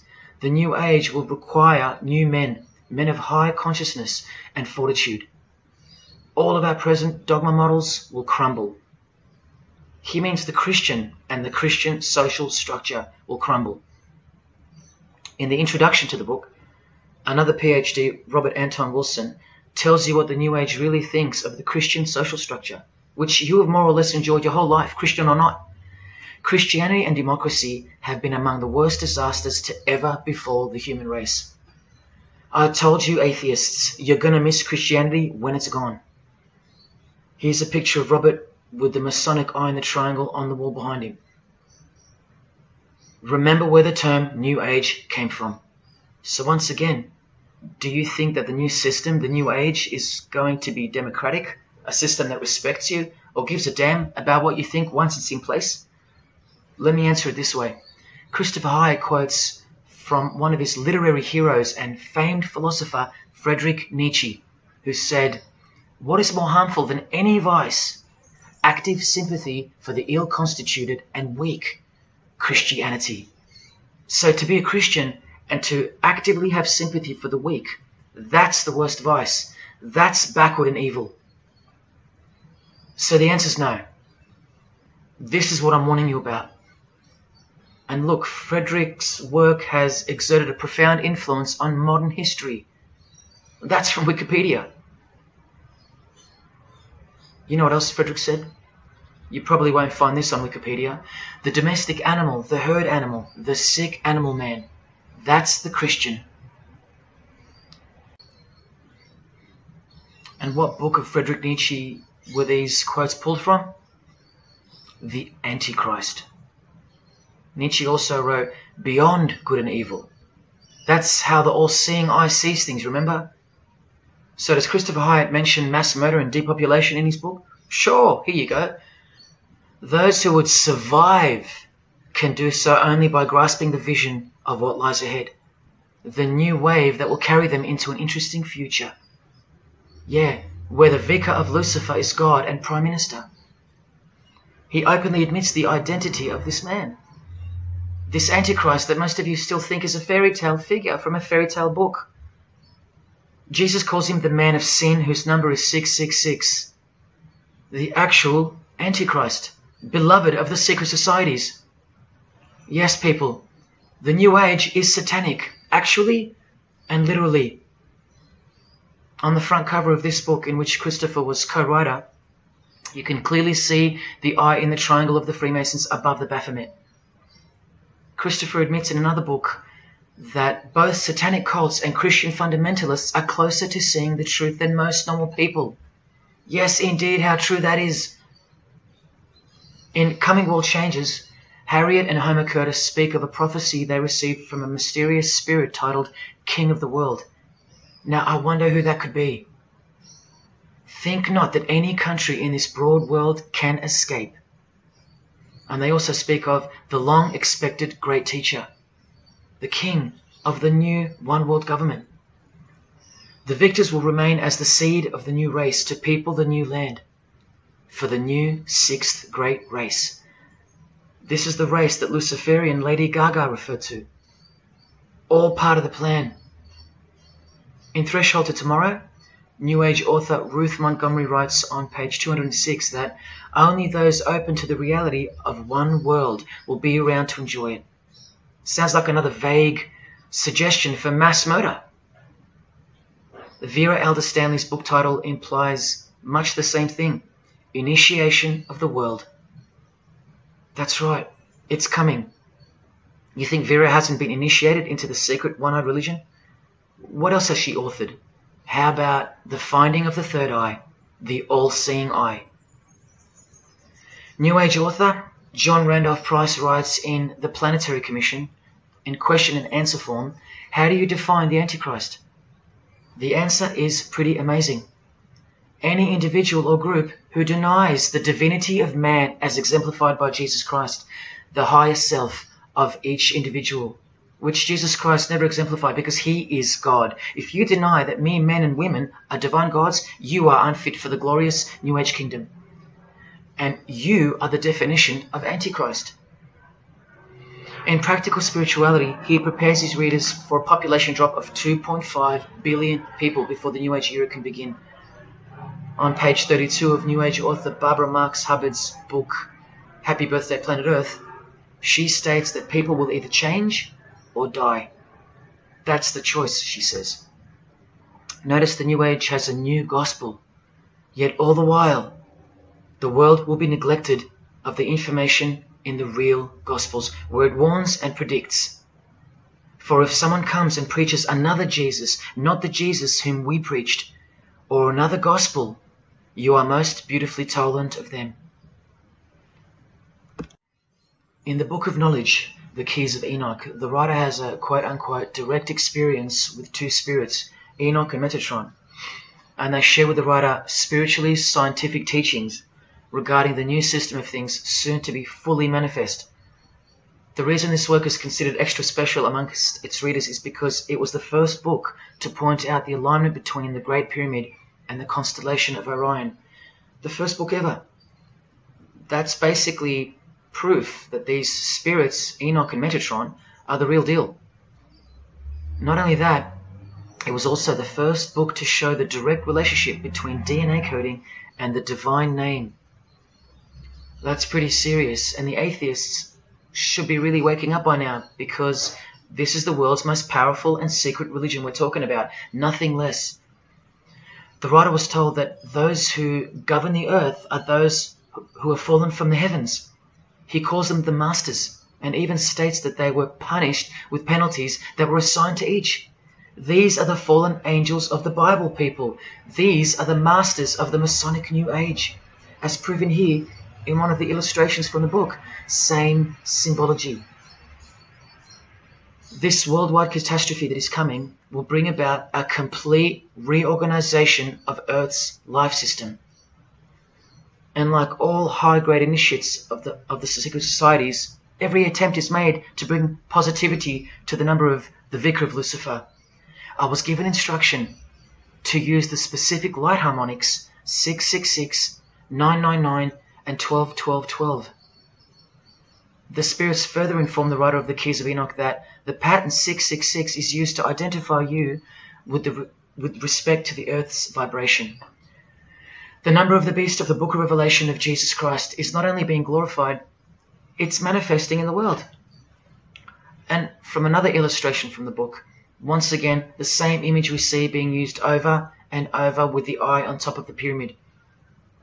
This is the secret religion that encompasses us and has been influencing us for decades upon decades, 2 to 3 centuries, in fact. Just like the Gospels explain, this is an absolute counterfeit of the truth. Christ is mentioned everywhere, but not Jesus Christ. No, this is the Antichrist spirit, who will eventually manifest and appear to the world as one man. Doesn't sound so mythical anymore when you see that the enemies of Jesus Christ and those behind the New World System, they use biblical terms. And Christ, to depict the antithesis, the anti of the real Christ, their Savior. And these spirits from the world we can't see are the ones who taught mankind the sick art of witchcraft. Look at who supplies this book online, sacredmagic.com. You know what magic really is and what it really entails now. So once again, you can see the connection, the relationship. If you still think that this phrase, New World Order, is a conspiracy theory, you're suffering from a medical condition. On the Lucius Trust website, the consultants to the European Union, you find the statement that the New World servers are occupied with the task of inaugurating the New World Order. In the same article, this shocking admission is made. 2/3 of humanity will stand upon the path at the close of this age, and with that, 1/3 will die, or to put it surreptitiously, will be held over for later unfoldment. That's the Lucius Trust. The word Lucius being the replacement for the word Lucifer, who works hand in hand with the EU, the European Union, stating that 2.5 billion human beings are planned to be killed off. All predicted by Jesus, and only Jesus. And if you still think I'm joking or misleading you about what these people are and what they plan to do, here's a book written by the founder of the Lucius Trust, the Freemason Alice Bailey, Education in the New Age, where she, well, educates you about mass population reduction. When a form proves inadequate or too diseased or too crippled for the expression of that purpose, it is, from the point of view of the hierarchy, no disaster when that form has to go. Death is not a disaster to be feared. The work of the destroyer is not really cruel or undesirable. Do you see? Did you hear that? Through the all-seeing eye of Lucifer, the destroyer, for the purpose of the new world, death and mass murder isn't evil, it's good. And Alice Bailey in The Labours of Hercules also tries to re-educate us and protect that God-forsaken number, predicted in the Gospels to be associated with evil. The number of the physical plane activity is called the number of the beast. This idea seems to have a horrible fascination with many, but what it really means is that Virgo is the symbol of triplicity, 6 on the physical plane, 6 on the emotional plane, and 6 on the mental plane. not 666 at all. And one more time, from the consultants to the European Union, from their website Lucius Trust, to prove to you that these people are all working toward and waiting for the world leader. The coming of the Avatar and the advents of the coming one are the keynotes of the prevalent expectancy. After everything I've shown you, are you going to ignore this? Or worse, are you going to trust these people, of whom were predicted to this very condemnation 2,000 years ago? Right down to a one-world system, depopulation, and to the man who will carry the number 666, and with it implement a new system in which you won't be able to buy or sell unless you receive a mark in your hand or forehead. And what's just been announced by Business Insider? Cashless society. Due to this, by 2024. This is the manufactured trend for the world. And you better believe it's fulfilling biblical prophecy. You know that book that's been ripped out of schools and hysterically discredited? Why do you think there's a single eye displayed on all the covers of George Orwell's dystopian novel 1984? It's because the one-eye religion is the one in permanent control, where democracy and Christianity have been utterly extinguished and the remaining population live in a whole new level of permanent communism. It is well known that George Orwell himself had ties with the Fabian Society, which is a secret society complete with degrees of initiation. Tucked away neatly somewhere under the wing of Freemasonry, the Fabian Society's logo used to be this: a wolf in sheep's clothing, which is exactly what Freemasonry is. And it was a metaphor for gradually advancing socialism. And socialism is communism for slow learners. This level of denial on our part has been brought on by mass propaganda, because everything has been weaponized to work against you and God's truth. Education, entertainment, and economics. You're a slave to each one. And Freemasonry is the slave master. Listen to the Grand Pontiff of Universal Freemasonry tell you about it in Morals and Dogma. The blind force of the people is a force that must be economized and also managed as the blind force of steam. You are just blind energy to them, made to be enslaved. This force must have a brain. Who do you think the brain is? Freemasonry is the brain, obviously. And he's saying that we're just the body parts that move to its will. Look, these are some pictures I took of the local obelisk in Altiyan, an erect phallus hidden in plain sight. See how the cube at the bottom is rough? In Freemasonry it's called the rough ashlar stone. Well, watch this from Morals and Dogma. The rough ashlar is the people, rude and unorganized. Once again, you can see what this secret society secretly thinks of you.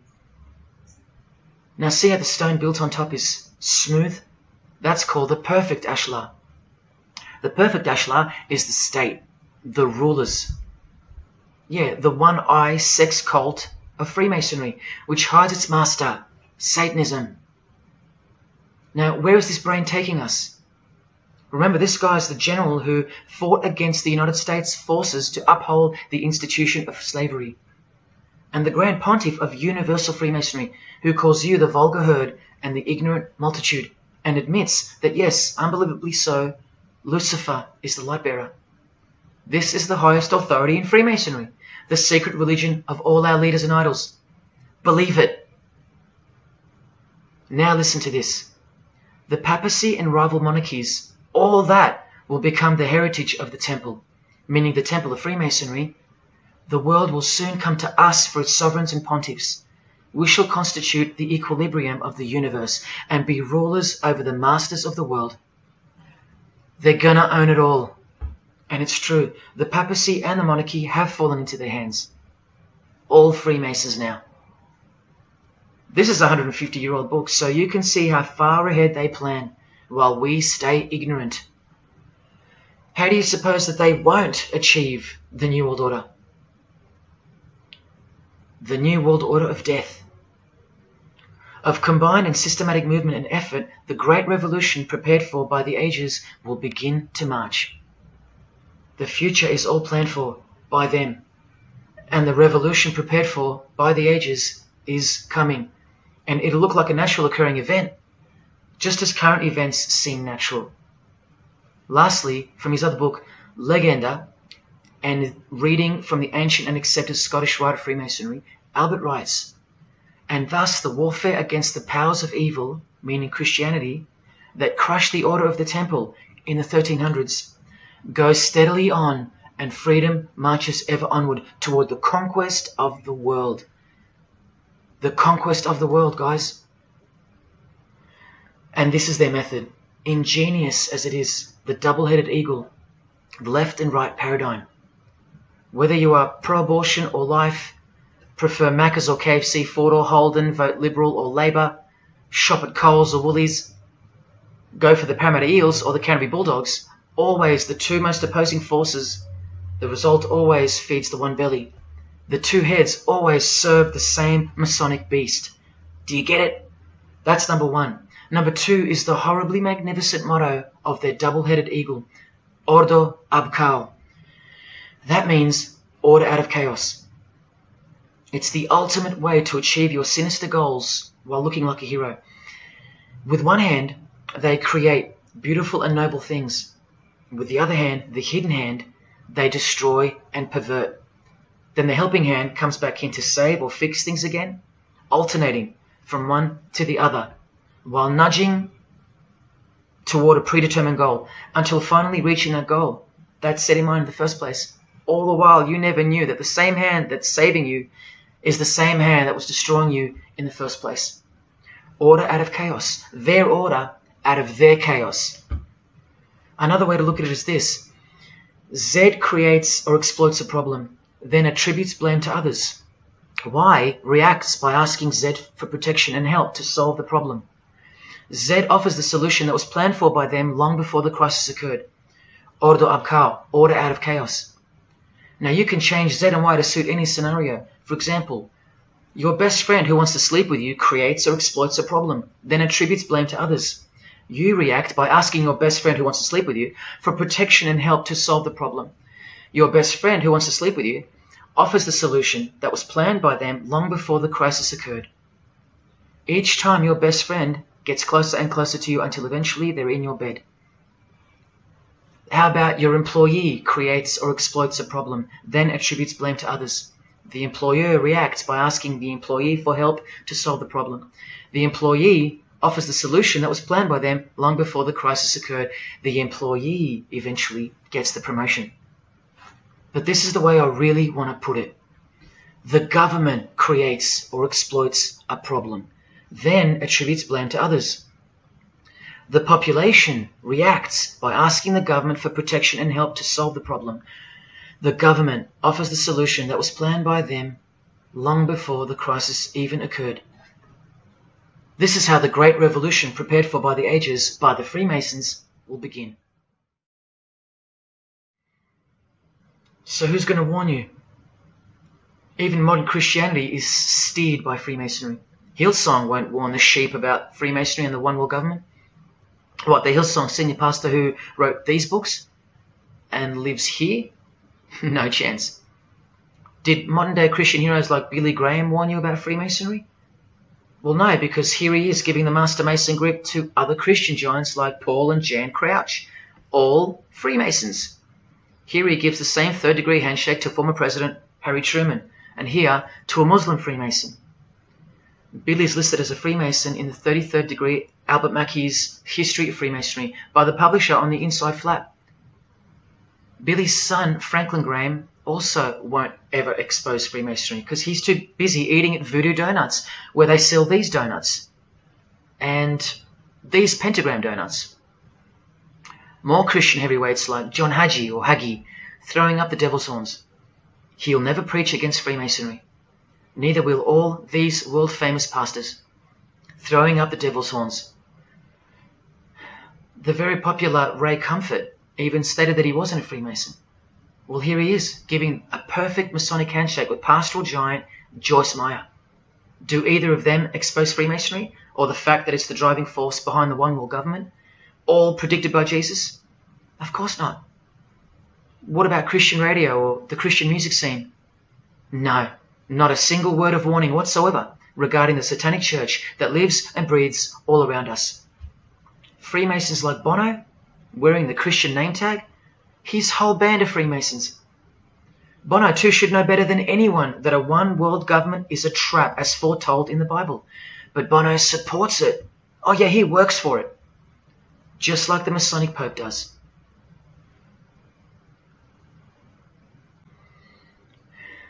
Even if by some freak chance they didn't know any better.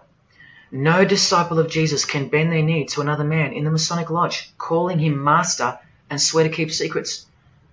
Look what they call each other from the Encyclopedia of Freemasonry. Master Mason, Grand Master, Most Eminent Grand Master, and the most appalling title of all, Most Worshipful Master. Most worshipful. Do you see how extra deluded the Christian Freemason has to be when Jesus said, "Do not be called master, because one is your master"? And what about all those oaths? Don't worry, Jesus covered that too. What I tell you is this: do not put yourself under oath at all, but let your yes mean yes and your no mean no.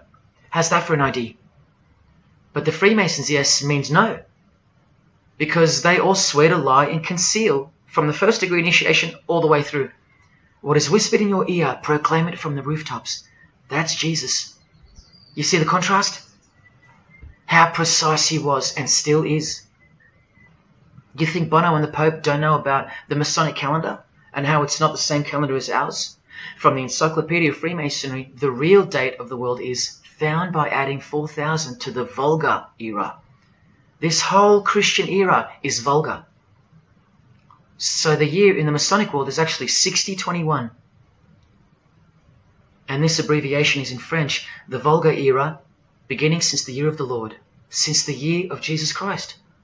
That's how they feel about the current age, which is coming to a mind-blowing end by design. Now, do you think Freemasons aren't capable of mass murder? Well, Joseph Stalin murdered approximately 20 million people, and he was a Freemason, displaying the sign of the master of the second veil of Freemasonry. Vladimir Lenin was the leader of the Bolshevik Party, and he paved the way for the mass murder of 60 million people, mostly Christians, and he was a proud Freemason. And ladies and gentlemen, this is Adolf Hitler, a Freemason, clearly giving the grip of a Master Mason. And here he sits next to his military leader, Hermann Göring, who is also displaying his allegiance to Freemasonry with a hidden hand. He even displays the Masonic triangle, just like fellow Masonic brother Jay-Z. The mind of Hitler surrounds you now. It just hasn't pounced yet. The mind of Hitler isn't isolated to some portion of the world anymore. It now encompasses you. Hitler is everywhere. Far more clever than you can imagine. Evolved and sleeping in your bed. It's easy to say that's impossible. Once upon a time, 70 million Germans adored him. Once upon a time, Hitler was named Man of the Year by Time magazine. You've been fooled by the satanic machine. Please don't try to get inside to the mind of Freemasonry. It's like trying to understand Satan himself. You can't, and you don't want to. Freemasons will make friends with their most hated enemies. They will cross-dress their morals to move closer to their goal. They'll make the English language void of any meaning by turning everything inside out and upside down to camouflage its objectives. They will simultaneously create charities along with the greatest machines to ever destroy the hearts of men, like pornography. They will sell their souls to gain the world. They are a dichotomy, a paradox, a lie that loves to speak the truth and a truth that loves to lie. They are a snake eating their own tail, consuming what they produce. Freemasonry is hell dressed as heaven, death dressed as life. Its God is an angel of darkness dressed as an angel of light, and 90% of its membership is a shield, lost in its symbolism. Freemasonry has become the ally and the opposition. Who are the biggest voices on so-called climate change in recent years? Which is more order out of chaos? Al Gore, a Freemason, and Greta Thunberg. From a Jesus-hating, secret society family. Freemason and former Russian President Mikhail Gorbachev said this in 1996. Yes, the whole world is under the control of the evil one, like the Gospels say. Freemasonry controls the opposition, with the most popular conspiracy theorists, Alex Jones and David Icke, both banned, yet both secretly Freemasons, who will lead you in every direction except into the arms of the ultimate power of the Gospels. Every noteworthy religion is comfortably caught in the Masonic net, because they all stem from a lie. Here's the Dalai Lama with a bunch of Freemasons. He just loves hanging out with famous people. Here he's throwing up the devil's horns with Freemason Gene Simmons. But there's no way the Dalai Lama can be a Freemason, right? Well, here he is displaying the hidden hand of the Freemasons next to George W. Bush, a fellow brother. That's right, the Dalai Lama is a Freemason, under an oath of silence and sworn to secrecy. Are you going to wake up now? Here he is with his students in his temple. And what's behind him? This symbol. Can you see? The pyramid with the emanating eye on top, symbolized by a sun, which you know now is the phallus of the god of this world, shooting forth his generative light, his mystical sperm that gives life, and whose one eye transcends good and evil, both of which are just illusions of the mind. Understanding this comes by initiations, and yes, tantric initiations are used in Tibetan Buddhism. Gerald York was the Dalai Lama's emissary, his personal representative to the West, and he was personal friends with 33rd degree Freemason and Satanist Aleister Crowley, who wrote 20 essays named Aleister Crowley, The Golden Dawn, and Buddhism. And he also served as a consultant to the movie Lucifer Rising, the Dalai Lama's representative. See how the eye can also be represented by the sun, caught behind the moon in this movie poster. That's just like the Dalai Lama's logo. And here's a scene from the movie with the Masonic square and compass hidden in plain sight. Look at the symbol of Buddhism, and look at the floor inside every Masonic lodge, symbolizing opposites and equilibrium, which creates life, and where evil is not what it seems, it's necessary. Why do you think the New Age author Christopher Hyatt, who writes that the Grand Vicar of Lord Lucifer is soon to be crowned Prime Minister of the world, notes in that same book his appreciation of Nietzsche, the man who states that the Christian is the sick animal man, the Zohar, which is witchcraft, and Buddha. These are the people he appreciates. Why does he lump Buddha into the same basket? I'll tell you why right now. Because in his highest manifestation, the Buddha, seeing the illusionary world through the all-seeing eye, his third eye, would not interrupt a rape if he happened to walk by, so as to stay detached from the karmic cycle. Whereas Jesus, knowing everything and more than the Buddha, would sacrifice himself, because he was born to destroy evil, not transcend it. So tell me, who would you rather have walk by if you were being raped? A transcendental meditator or Jesus Christ? Whatever you think of me, you will have to reconcile the fact that all the leaders of the world, from Scott Morrison to the Dalai Lama, belong to the very same secret society as Adolf Hitler did, Freemasonry. The secret religion no one speaks about, for good reason, and by good I mean very, very evil. What do you think is going on here? I've told you almost exactly what's going on. We're in a lot of trouble, because in the land of the blind, the one-eyed man is king, and Hitler, Stalin, and Lenin combined will be child's play compared to what's just ahead. Now here's a point-blank picture of the future and the reality of their most brutal truth from the 33rd degree Freemason Aleister Crowley's The Book of the Law. We have nothing but the outcast and the unfit. Let them die in their misery. Compassion is the vice of kings.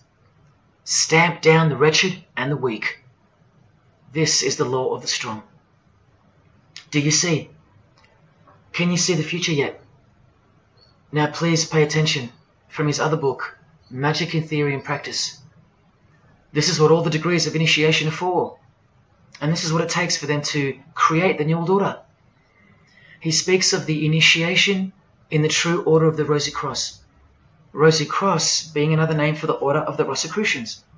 Remember the guys that built this? Now this is a 33rd degree Freemason speaking. It is extremely desirable that he should have attained an absolute degree of moral emancipation. That is purity of spirit and perfect understanding. I've shown you this over and over. Because the world is full of evil, they mimic the morals of nature, because they are the true morals of the true God of this world. That's purity to them. That's true honesty and perfect understanding. Evil is good. That's the moral emancipation he's speaking of. Now watch this and brace yourself, because this is the future. There is a magical operation of maximum importance, the initiation of a new eon. When it becomes necessary to utter a word, the whole planet must be bathed in blood. This bloody sacrifice is the critical point of the world ceremony of the proclamation of Horus, the crowned and conquering child, as Lord of the Eon.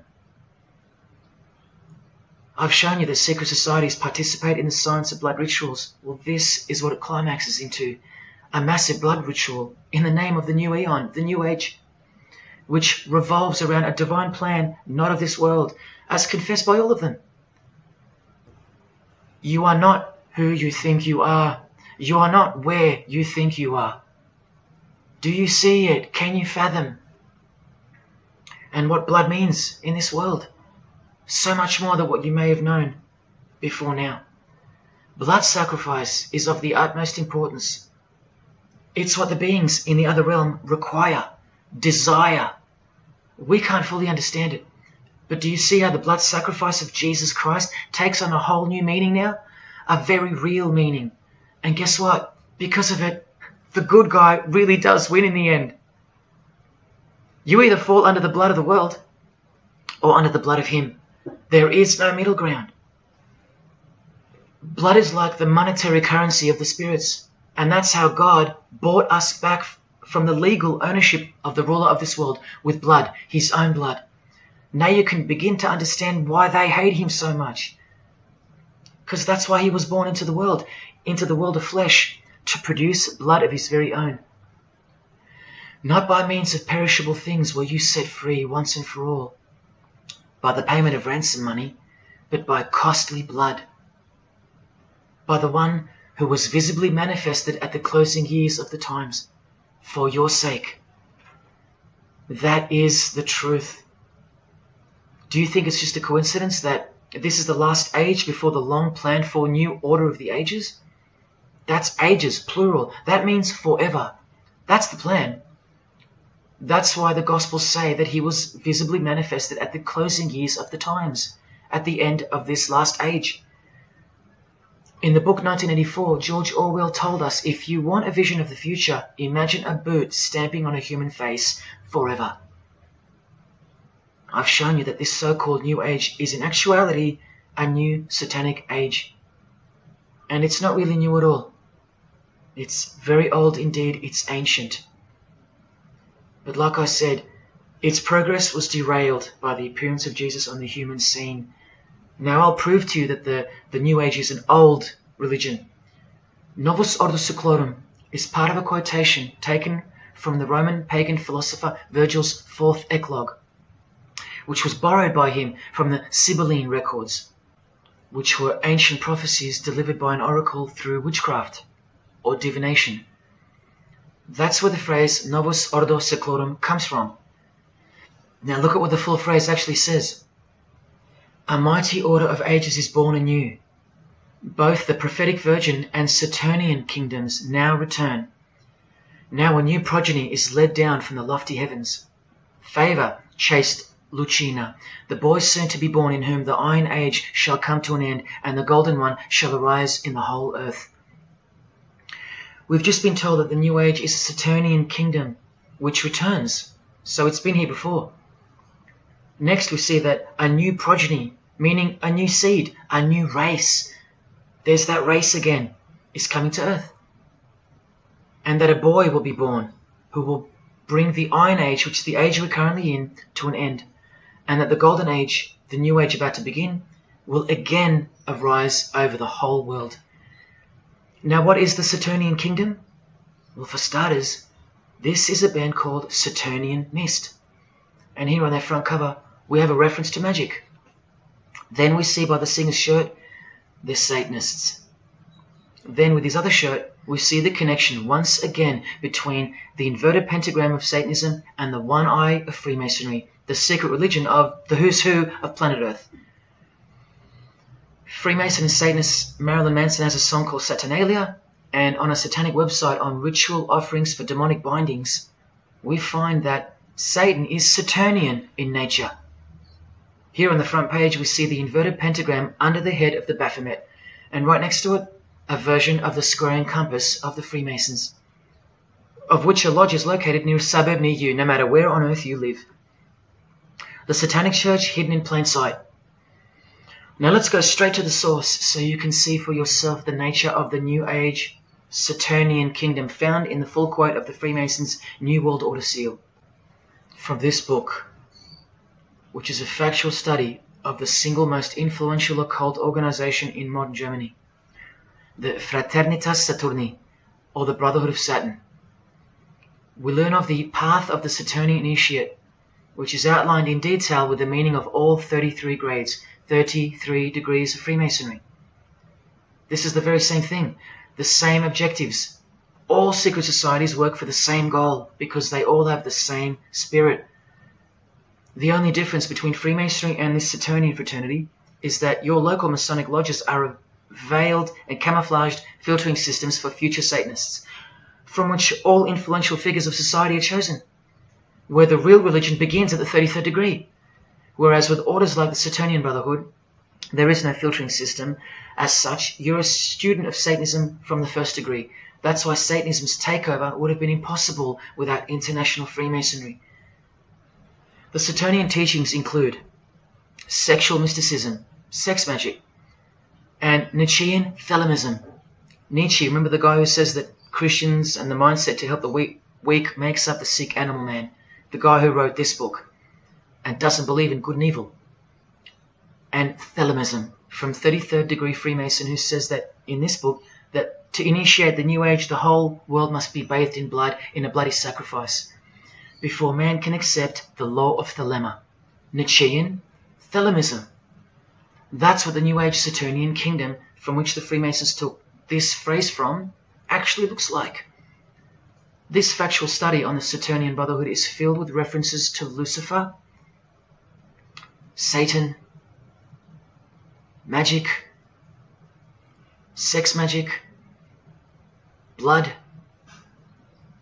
sacrifice, the number 666 as mentioned by Jesus Christ himself, and of course, Freemasonry. The secret society that all of our politicians and entertainers belong to. And what's the demonic sigil for Saturn? The Masonic square and compass. Are you going to snap out of it now? When you see a beautiful sunrise and smell the fresh air, or hear a great song, or see a great movie, are you going to forget where you really are? When you hear people using Jesus Christ's holy name as a cuss word, are you going to forget where this phenomenon really came from and why it's taking place? Now that you've seen how actual and bona fide the reality of 666 is from their own mouths and symbols, let me show you where else it's revealed. Do you see these Roman numeral numbers down here? They add up to 1776, the year that America officially became the country we know of today. And also the year of the birth of another secret society, which was absorbed into Freemasonry after it was banned in 1785. But look, the base numbers. M is 1,000, C is 100, and X is 10. All you have to do is subtract the base numbers. 1776 minus 1,000 minus 100 minus 10. Or simply remove the Roman numerals which represent the base numbers. No, I'm not playing tricks on you. Neither are your eyes. But someone else is. Now that you've seen the prevalence and seriousness of this horrid number, now that you've seen what you've seen, I can show you where else it appears. This figure. is represented by the numbers. To make this work, they had to remove the number 1 altogether and separate the 2. Of course, we'd be too dumb to pick up on it. But 789 minus 456 is this, multiplied by this lonesome 2. That's right. This dark and mysterious figure is none other than the long-anticipated Antichrist, the ruler of the Saturnian kingdom, which is on its way. And Australia has been steeped up to its neck in secret societies since the early 1900s. World Economic Forum logo, with this slash through the O's, is of course representative of the number of the ruler of the New Age, 666. The barcode is the primitive version of the worldwide system that Jesus predicted would revolve around the number of the beast. And as you can see, the base of every single barcode in all the world is 666. No matter if the lines are on the ends and in the middle are elongated or not. I found that out from the horse's mouth in an interview with the man who was commissioned by IBM to come up with a new way to automate data collection. There are in fact 3 6s in the Google logo, which comes from this occult symbol. Coincidence? And he found in a Masonic lodge the square and compass symbol appears in the middle of a hexagram, which is a symbol used in the royal art of Freemasonry, witchcraft, as shown in this book. Well, among other things, the hexagram itself can be broken down to quite clearly represent 666. This is a Masonic square and compass designed by the Manal Masonic Lodge, symbolizing world unity. Up the top you find the logo of the United Nations. Well, there are 33 segments in the UN logo, symbolizing the 33 degrees of Freemasonry. See this crop circle here, with the Masonic eye on top of the pyramid? I know nothing about crop circles and the phenomenon of them, but I know how many rays are coming off the eye. 33. 33 degrees of Freemasonry. Don't forget that the highest authority of Freemasonry already admitted to be the designers of the pyramidal seal in a 1962 edition of their magazine, The New Age. I've shown you how the inverted pentagram makes for the spelling of the word Mason in the same seal. Well, that same pentagram with the elongated top horns appears here in a European Union logo. An inverted satanic pentagram right in front of our eyes. Here's the European Union building architecturally mimicking the Tower of Babel. That was the very same tower that the God of the Bible destroyed thousands of years ago, according to the Bible, when Nimrod, one of the admitted founders of the original craft of Freemasonry, tried to unite the world under one world government. So this logo and this building design is a clear statement to the God who intervened the first attempt at a world government. This is England's Secret Service logo for MI5 with the word intelligence being symbolized by the eye of Lucifer, who was viewed as the most intelligent entity in existence by the secret societies. And this is the symbol for the Information Awareness Office. You know exactly who's in control, and now you know exactly what they want, and they will get it. In a 1962 article written by former US President and Freemason's wife, Edith Roosevelt, in the New Hampshire News, and speaking of the spiritual counterpart building for the United Nations, called the Temple of Understanding, she writes that the symbolism planned for the building dates back to the black magic practiced by the high priests of ancient Egypt, and that the building will contain a giant eye. You don't have to wonder why now, because you know why. This clothing designer is fully aware that the one-eye symbol is synonymous with Satan and hatred of Jesus. Does this movie poster make any more sense to you now? Well, are you ready for the second biggest shock of all? Whatever you think of what you're about to see, please come see me on the other side of this so I can show you something. This clip only goes for a few minutes. And keep in mind, the only reason I'm showing you this to you is because the writer and director of the preview of this movie-style documentary was murdered. along with his wife and his little daughter and his dog, all before the production could begin. The murder was made to look like a murder-suicide, the news of which never made national broadcasts, just the local news. Case closed, nothing to see here.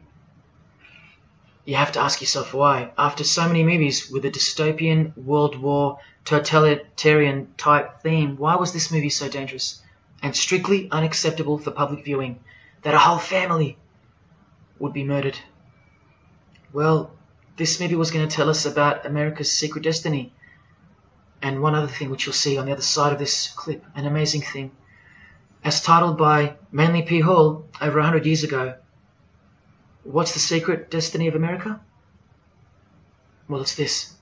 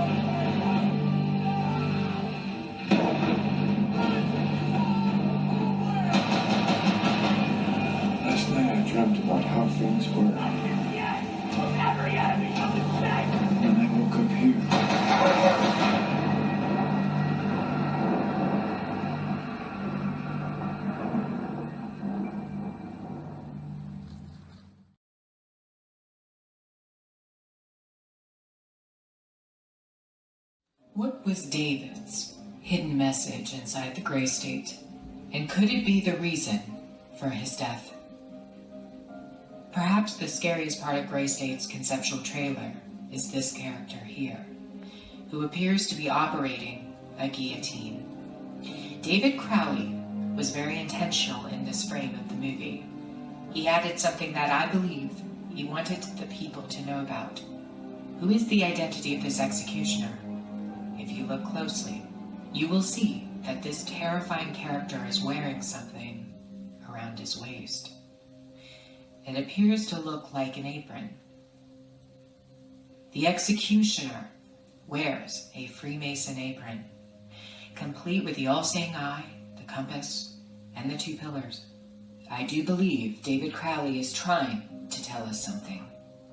He is telling us that the organization behind the French and American revolutions, the organization behind the Italian Revolution of 1830, the organization that outlined a plan to overtake the Vatican in a document called the Alta Vendita, the organization behind the Trail of Tears and the deaths of thousands of Native Americans, under Freemason Grandmaster Andrew Jackson, the organization behind the Ku Klux Klan in the United States post-Civil War and its rebirth in 1915, the organization behind Hiroshima and Nagasaki during 33rd degree Freemason Harry Truman's presidency. These are men with a radical revolutionary agenda throughout the entire world because they worship and follow a radical revolutionary deity, the first to have led a revolt against the Most High Lord.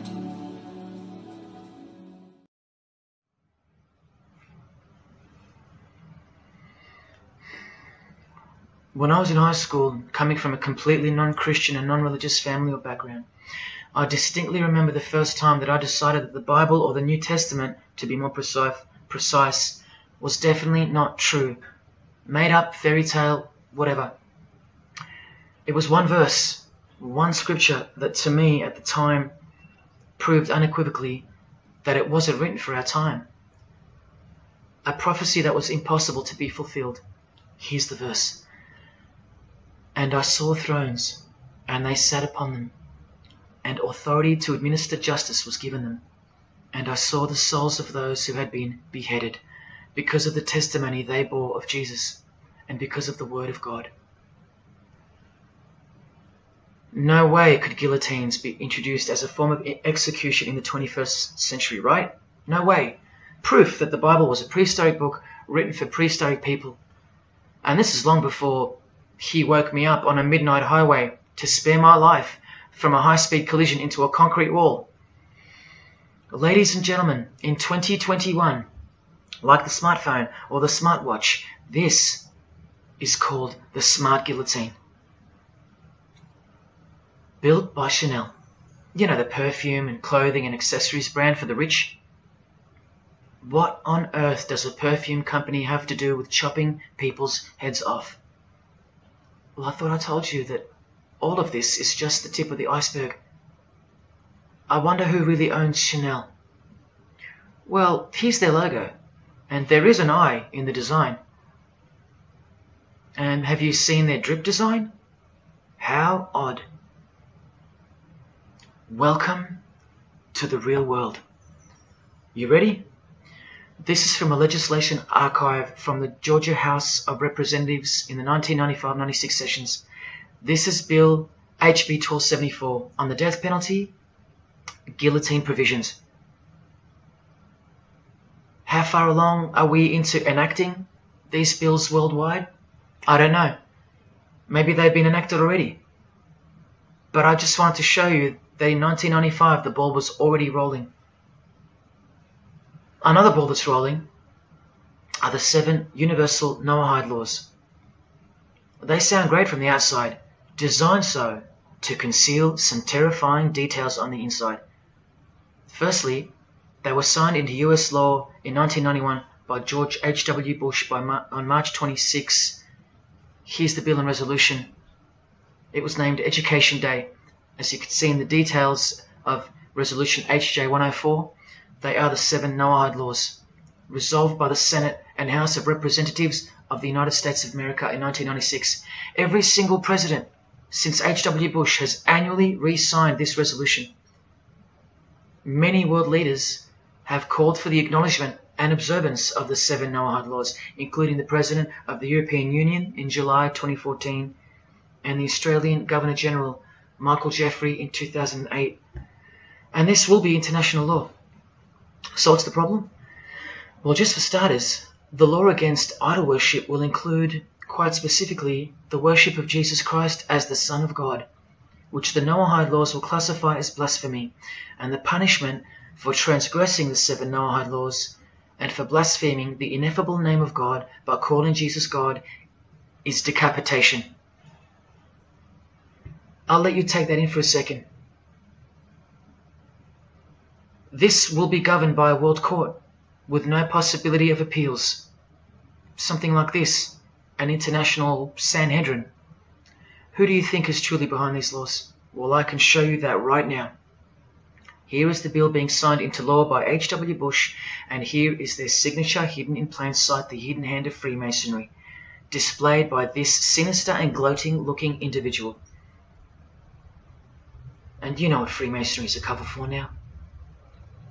Who do you think designed the guillotine in the first place? This guy, Joseph Guillotine, a Freemason. Still don't believe in the prophecies of Jesus Christ? You're still in denial?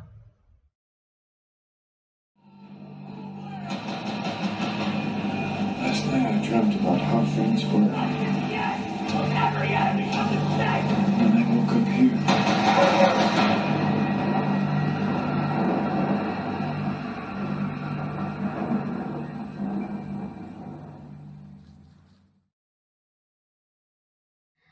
Well, that's why the director was murdered. And his wife, daughter, and dog. I think of them often, and sometimes when I need spiritual sobering up, I think of that fateful and evil night where that beautiful Christian family were brutally eliminated. If you think he wasn't onto something, well, he paid the greatest price to share this with you. Prophecy will be fulfilled. Listen to the words that come right after the execution by guillotine scripture in the Gospels. And I saw those who were such that they did not worship the beast, nor his image, and did not receive his mark of identification upon their forehead and hand. Remember this mark in the video? I'm not saying that the director knew what the mark would be, but based on the symbology, he knew who would be behind it. Look at the triangular symbol of the Freemasons. The Masonic triangle around the eye, and the Brotherhood of Saturn. Now look at the front cover of the book written by New Age author Maurice Nicoll. The mark. Same symbol. Identical to the symbol used by J.K. Rowling, who said its design was inspired by the Freemasons. Who has this tattoo, which represents the Baphomet. Well, Solve Coagula is the process in which they will bring this New World system to life. It's identical to the Masonic motto of order out of chaos. Solve means dissolve or destroy, and coagula means to bring the elements back together into a new and higher form, a new and higher system. Jesus described it as the beast system, and one way or another, we will be marked as a form of identification in order to participate. But first, chaos must ensue. A deep Masonic truth, which is mostly true anyway, is that destruction precedes construction. It's like having to destroy a tree in order to create a table. The same principle applies to creating the New Age. That's why I know that the process which involves the creation of a new system must involve the destruction of this one. Now, this is the last referenced work I'm going to use to show you who will be the head of that system, that one world government. A book by David Spangler, considered as one of the founding fathers of the modern New Age. He also has an intimate relationship with the United Nations, as shown in 1975 document which was uploaded to the UN archives in 2006. Please pause to confirm that, where you can find his name listed under the Board of Directors for the Planetary Citizens Group. In his book, Reflections on the Christ, David Spangler, remember, one of the founding fathers of the New Age and a member of the Board of Directors in a United Nations sanctioned program, repeatedly upholds and honors the entity known as Lucifer. He tells us all about what is required to step into the New Age. Well, mainly, what's required is a new understanding of the angel Lucifer. He writes that when this great project of evolution began, man went forth as consciousness to learn his divinity, and Lucifer went with him. It is important to see that Lucifer, described as an angel, a being, a great and mighty planetary consciousness. He says that, just like in Halloween and trick or treat, if the person offers a treat to Lucifer who knocks on his door, and the person says to Lucifer, "Come in, and I will give to you the treat of my love and understanding, and I will uplift you in the light and presence of the Christ." Christ meaning my outflow. then Lucifer becomes that being who carries the ultimate treat, the light of wisdom. Lucifer represents experience. Lucifer is literally the angel of experience. The Luciferic element becomes the true revealer of light, the angel of light. The light that reveals to us the path to the Christ comes from Lucifer. The Christ that he refers to obviously is the Antichrist spirit, who will eventually manifest on earth as one man. But for some odd reason on page 60 he feels compelled to clarify that he was only joking once when he said maybe to enter the New Age we all need to take a Luciferic initiation. Well, that's definitely no joke. That's right, Lucifer is the savior of the secret societies. The solar system was the manifestation of the consciousness of a very great being known as the Solar Logos. And if we go back to the secret society of the Brotherhood of Saturn, we read that mankind will be able to take a measure of egocentric power from the Solar Logos. In this way, Lucifer is the savior of humankind.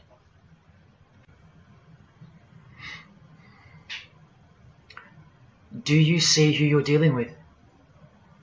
These are the people above you, the rich, powerful, influential, overflowing in all areas of those who are steering society, and they're about to reach their destination. Who showed you? Who told you? Who warned you? Jesus Christ did. Oh, those pesky Christians. In the animation flushed away, the villain Toad conspires to genocide all the rats in the Silver World and replace them with a superior species, a new species.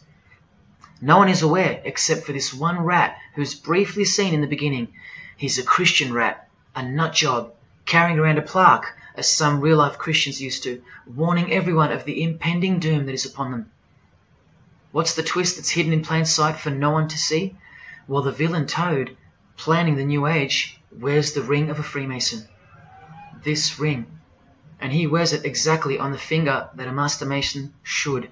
It is worn on the third finger of the right hand. There is one who predicted it all, and they know that. That's why he's been so thoroughly discredited, or so it seems. Yes, the nutjob Christian was right all along. Remember one last thing before I close. From Masonic New Age author Christopher Hyatt, who spoke of the well-planned-for and long-awaited invocation of the Prime Minister of the world, when he wrote in his book, A Massive Truth That I Wish With All My Being That You Would Grasp. Both satanic cults and Christian fundamentalists are closer to seeing the truth than most normal people. The world has always been at war, a spiritual war from the beginning.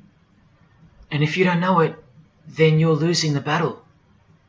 The Gospel tells us so accurately that the enemy we wrestle against is not made of flesh and blood, but it is made of spiritual forces of evil in heavenly realms. That's where the real war is being waged, in the spirit. And now that we know what secret societies are and what they've tapped into, we can rest assured that that statement from the Gospels is true. That's why the common denominator between all of the secret societies is the anti-Christian sentiment. You need to ask yourself why. Why the negative obsession with Christianity? It's not as if Christians run the game. Freemasons have banned Bibles from schools. They teach evolution as a fact. Pornography is thriving. There are no Christian protesters left. Homosexuality is rampant and protected, and Christianity is buckled. Which church preaches against Freemasonry? Which church is telling you about Satan and his hidden church, which has permeated every vein of society? So why do they hate Jesus if they're at the top of their game? Because Jesus Christ is real, that's why. And he left us prophecy that they can't escape. See, the more they win, the more they fall into the hands of the prophecies of Jesus and his Gospels. What a blessing for you, those who would grasp this as truth. What good news for you, and what a terrifying conundrum for them.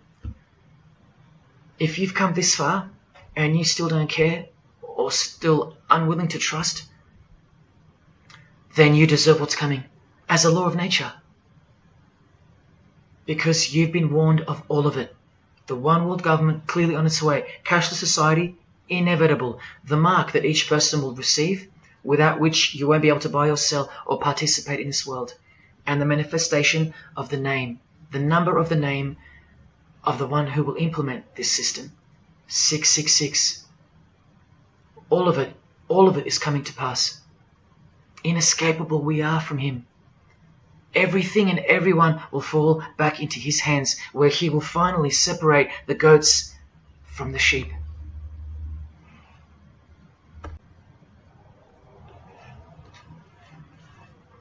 Now watch the Bible destroy Freemasonry like no other book in 2 minutes. Regarding their lodges and obelisks, their heart is faithless. Now they must bear their guilt. The Lord will break down their altars and destroy their sacred obelisks. And speaking of the bloodline that gave birth to Jesus, God says, "You shall not set up for yourselves a sacred pillar, which the Lord God hates." See what you're up against, Freemasonry? While Freemasonry meets and speaks in darkness and secret, Jesus said, "I have spoken openly for all the world to hear, and in secret I have said nothing." Freemasons are known as builders. Well, the stone which the builders rejected has become the cornerstone. Everyone who falls on that stone will be dashed to pieces. Anyone on whom it falls will be crushed. Every Masonic lodge is built so that all the members face the east. Who are these men with their backs toward the temple, facing the east and worshipping the sun? It is detestable. Freemasonry does evil in secret with their hidden hand, but they blow a trumpet over the hand that does good. But Jesus says, when you give to the needy, do not let your left hand know what your right is doing. Your good deed must be in secret, and your Father who sees what is done in secret will reward you. You can't become a Mason if you're broke, blind, maimed, or have a criminal record. Jesus said, but when you give a banquet, invite the poor, the crippled, the lame, the blind. Freemasonry takes pride in its secret rituals and is hungry to rule the world. The Gospels say that their destiny is destruction. They make appetite their God. They take pride in what should bring shame. Their minds are set on earthly things. Freemasonry believes that the light is but darkness visible. The Bible says, woe to those who call evil good and good evil, who put darkness for light. And Jesus further said, if therefore the light which is in you be darkness, how great a darkness that would be. Freemasons spend their whole lives taking gruesome oaths of secrecy. Jesus said, but above all things, my brethren, stop the practice of putting yourselves under oath. Freemasonry is built upon a hierarchical system, a pyramidal system. Jesus said, for everyone who exalts themselves will be humbled, and whoever humbles themselves will be exalted. We could go on, but we're going to end on this one. Exclusively written for the practices in the lodge room of political Freemasonry. A troublemaker and a villain who goes about with a corrupt mouth, who winks with his eye, signals with his feet, and teaches with his fingers, who plots evil with deceit in his heart. He always stirs up conflict. Therefore, the disaster will overtake him. He will suddenly be destroyed. That is Freemasonry through and through. And apart from the man in the mirror, prior to your baptism of the Holy Spirit, Freemasonry is the villain. They do go about with a corrupt mouth as they are sworn to secrecy. They do proverbially wink with the eye, making the one eye. They most certainly signal with their feet and teach with their hands and fingers. In the lodge, I can vouch. And they do plot evil, stir up conflict, in order to further their goal of the New Age and the New World Order, the greatest conflict being up ahead. But thank God Almighty above, the verse also tells us that disaster will overtake them, and they will be destroyed. One frightful and glorious day. You can count on that. Because the only thing you can count on in this world, more than death, more than taxes, is the Son of God.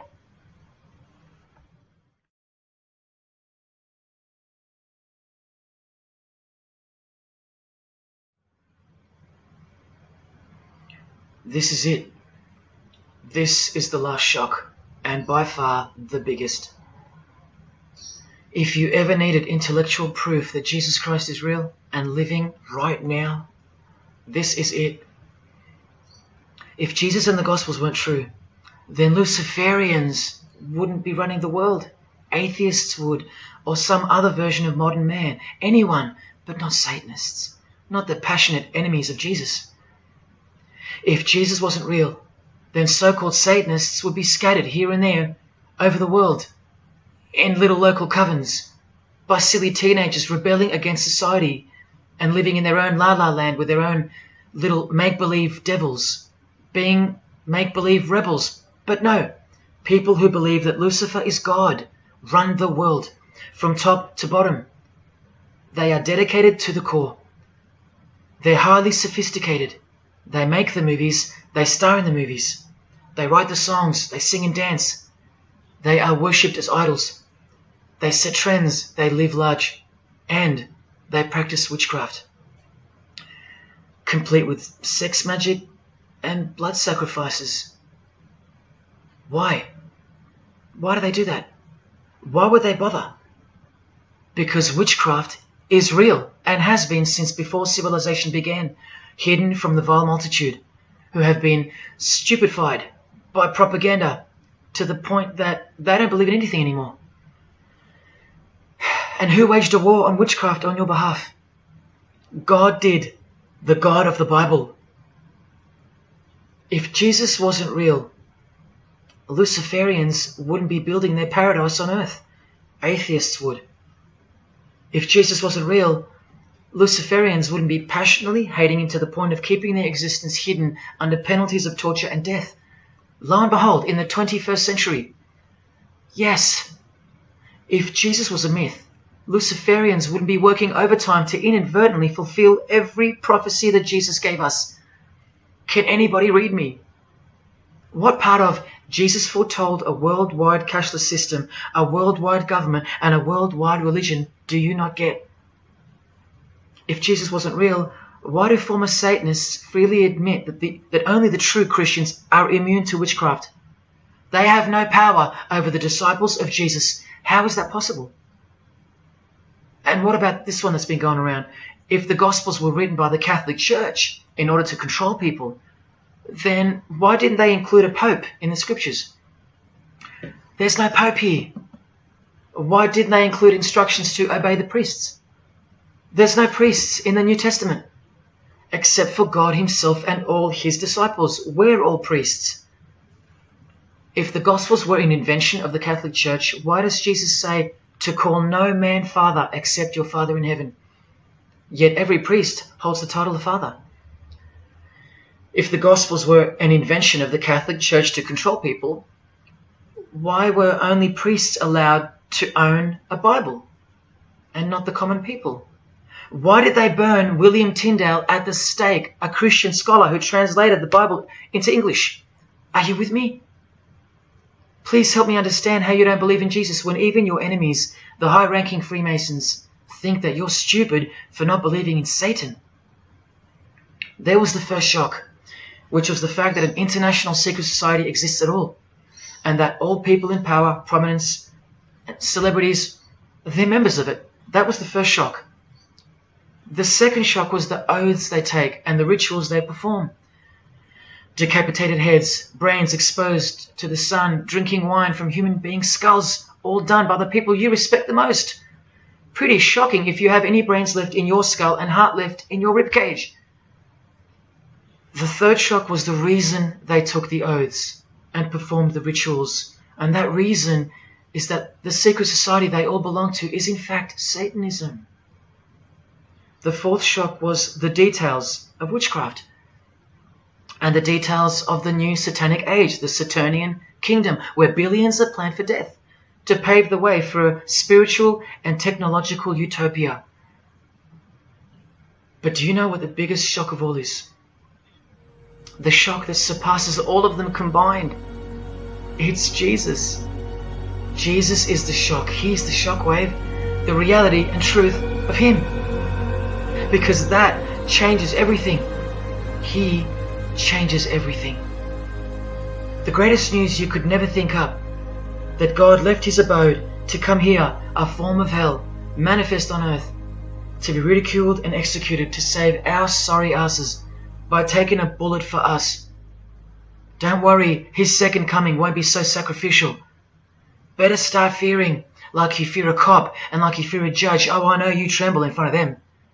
But you don't fear God? Oh, how we love the darkness and sin. Possibly you, loved gossip, you loved sex and porn, you loved sodomy, you couldn't stop lying, you couldn't stop cussing, you loved your idols, singers, actors, sports people, sports teams, putting people who fart, smell, and eventually die on a pedestal. You just couldn't cut yourself off from the ways of the world. Purity? Who wants to be pure? I have to be pure? I have to live holy? Stop sinning? That's so boring. What kind of God is this? To hell with that God. Well, do you like filth in your home? Do you? Do you like filth on your carpet, on your clothes, on your face? Do you invite filthy guests over and give them a share in all your belongings and all your power? Do you give them the keys to your house and car? No, you don't. But the Creator, who has the greatest house of all, he should. We can barely earn $1,000 a week, and we don't give that away to anyone. But now God should share his wealth with you, the unclean, the unrepentant. Is it too much to ask your filthy guests to clean up before they enter? To watch their mouths, to control their willy? Is that too much to ask? Oh, but if God was real, what about all the children that die?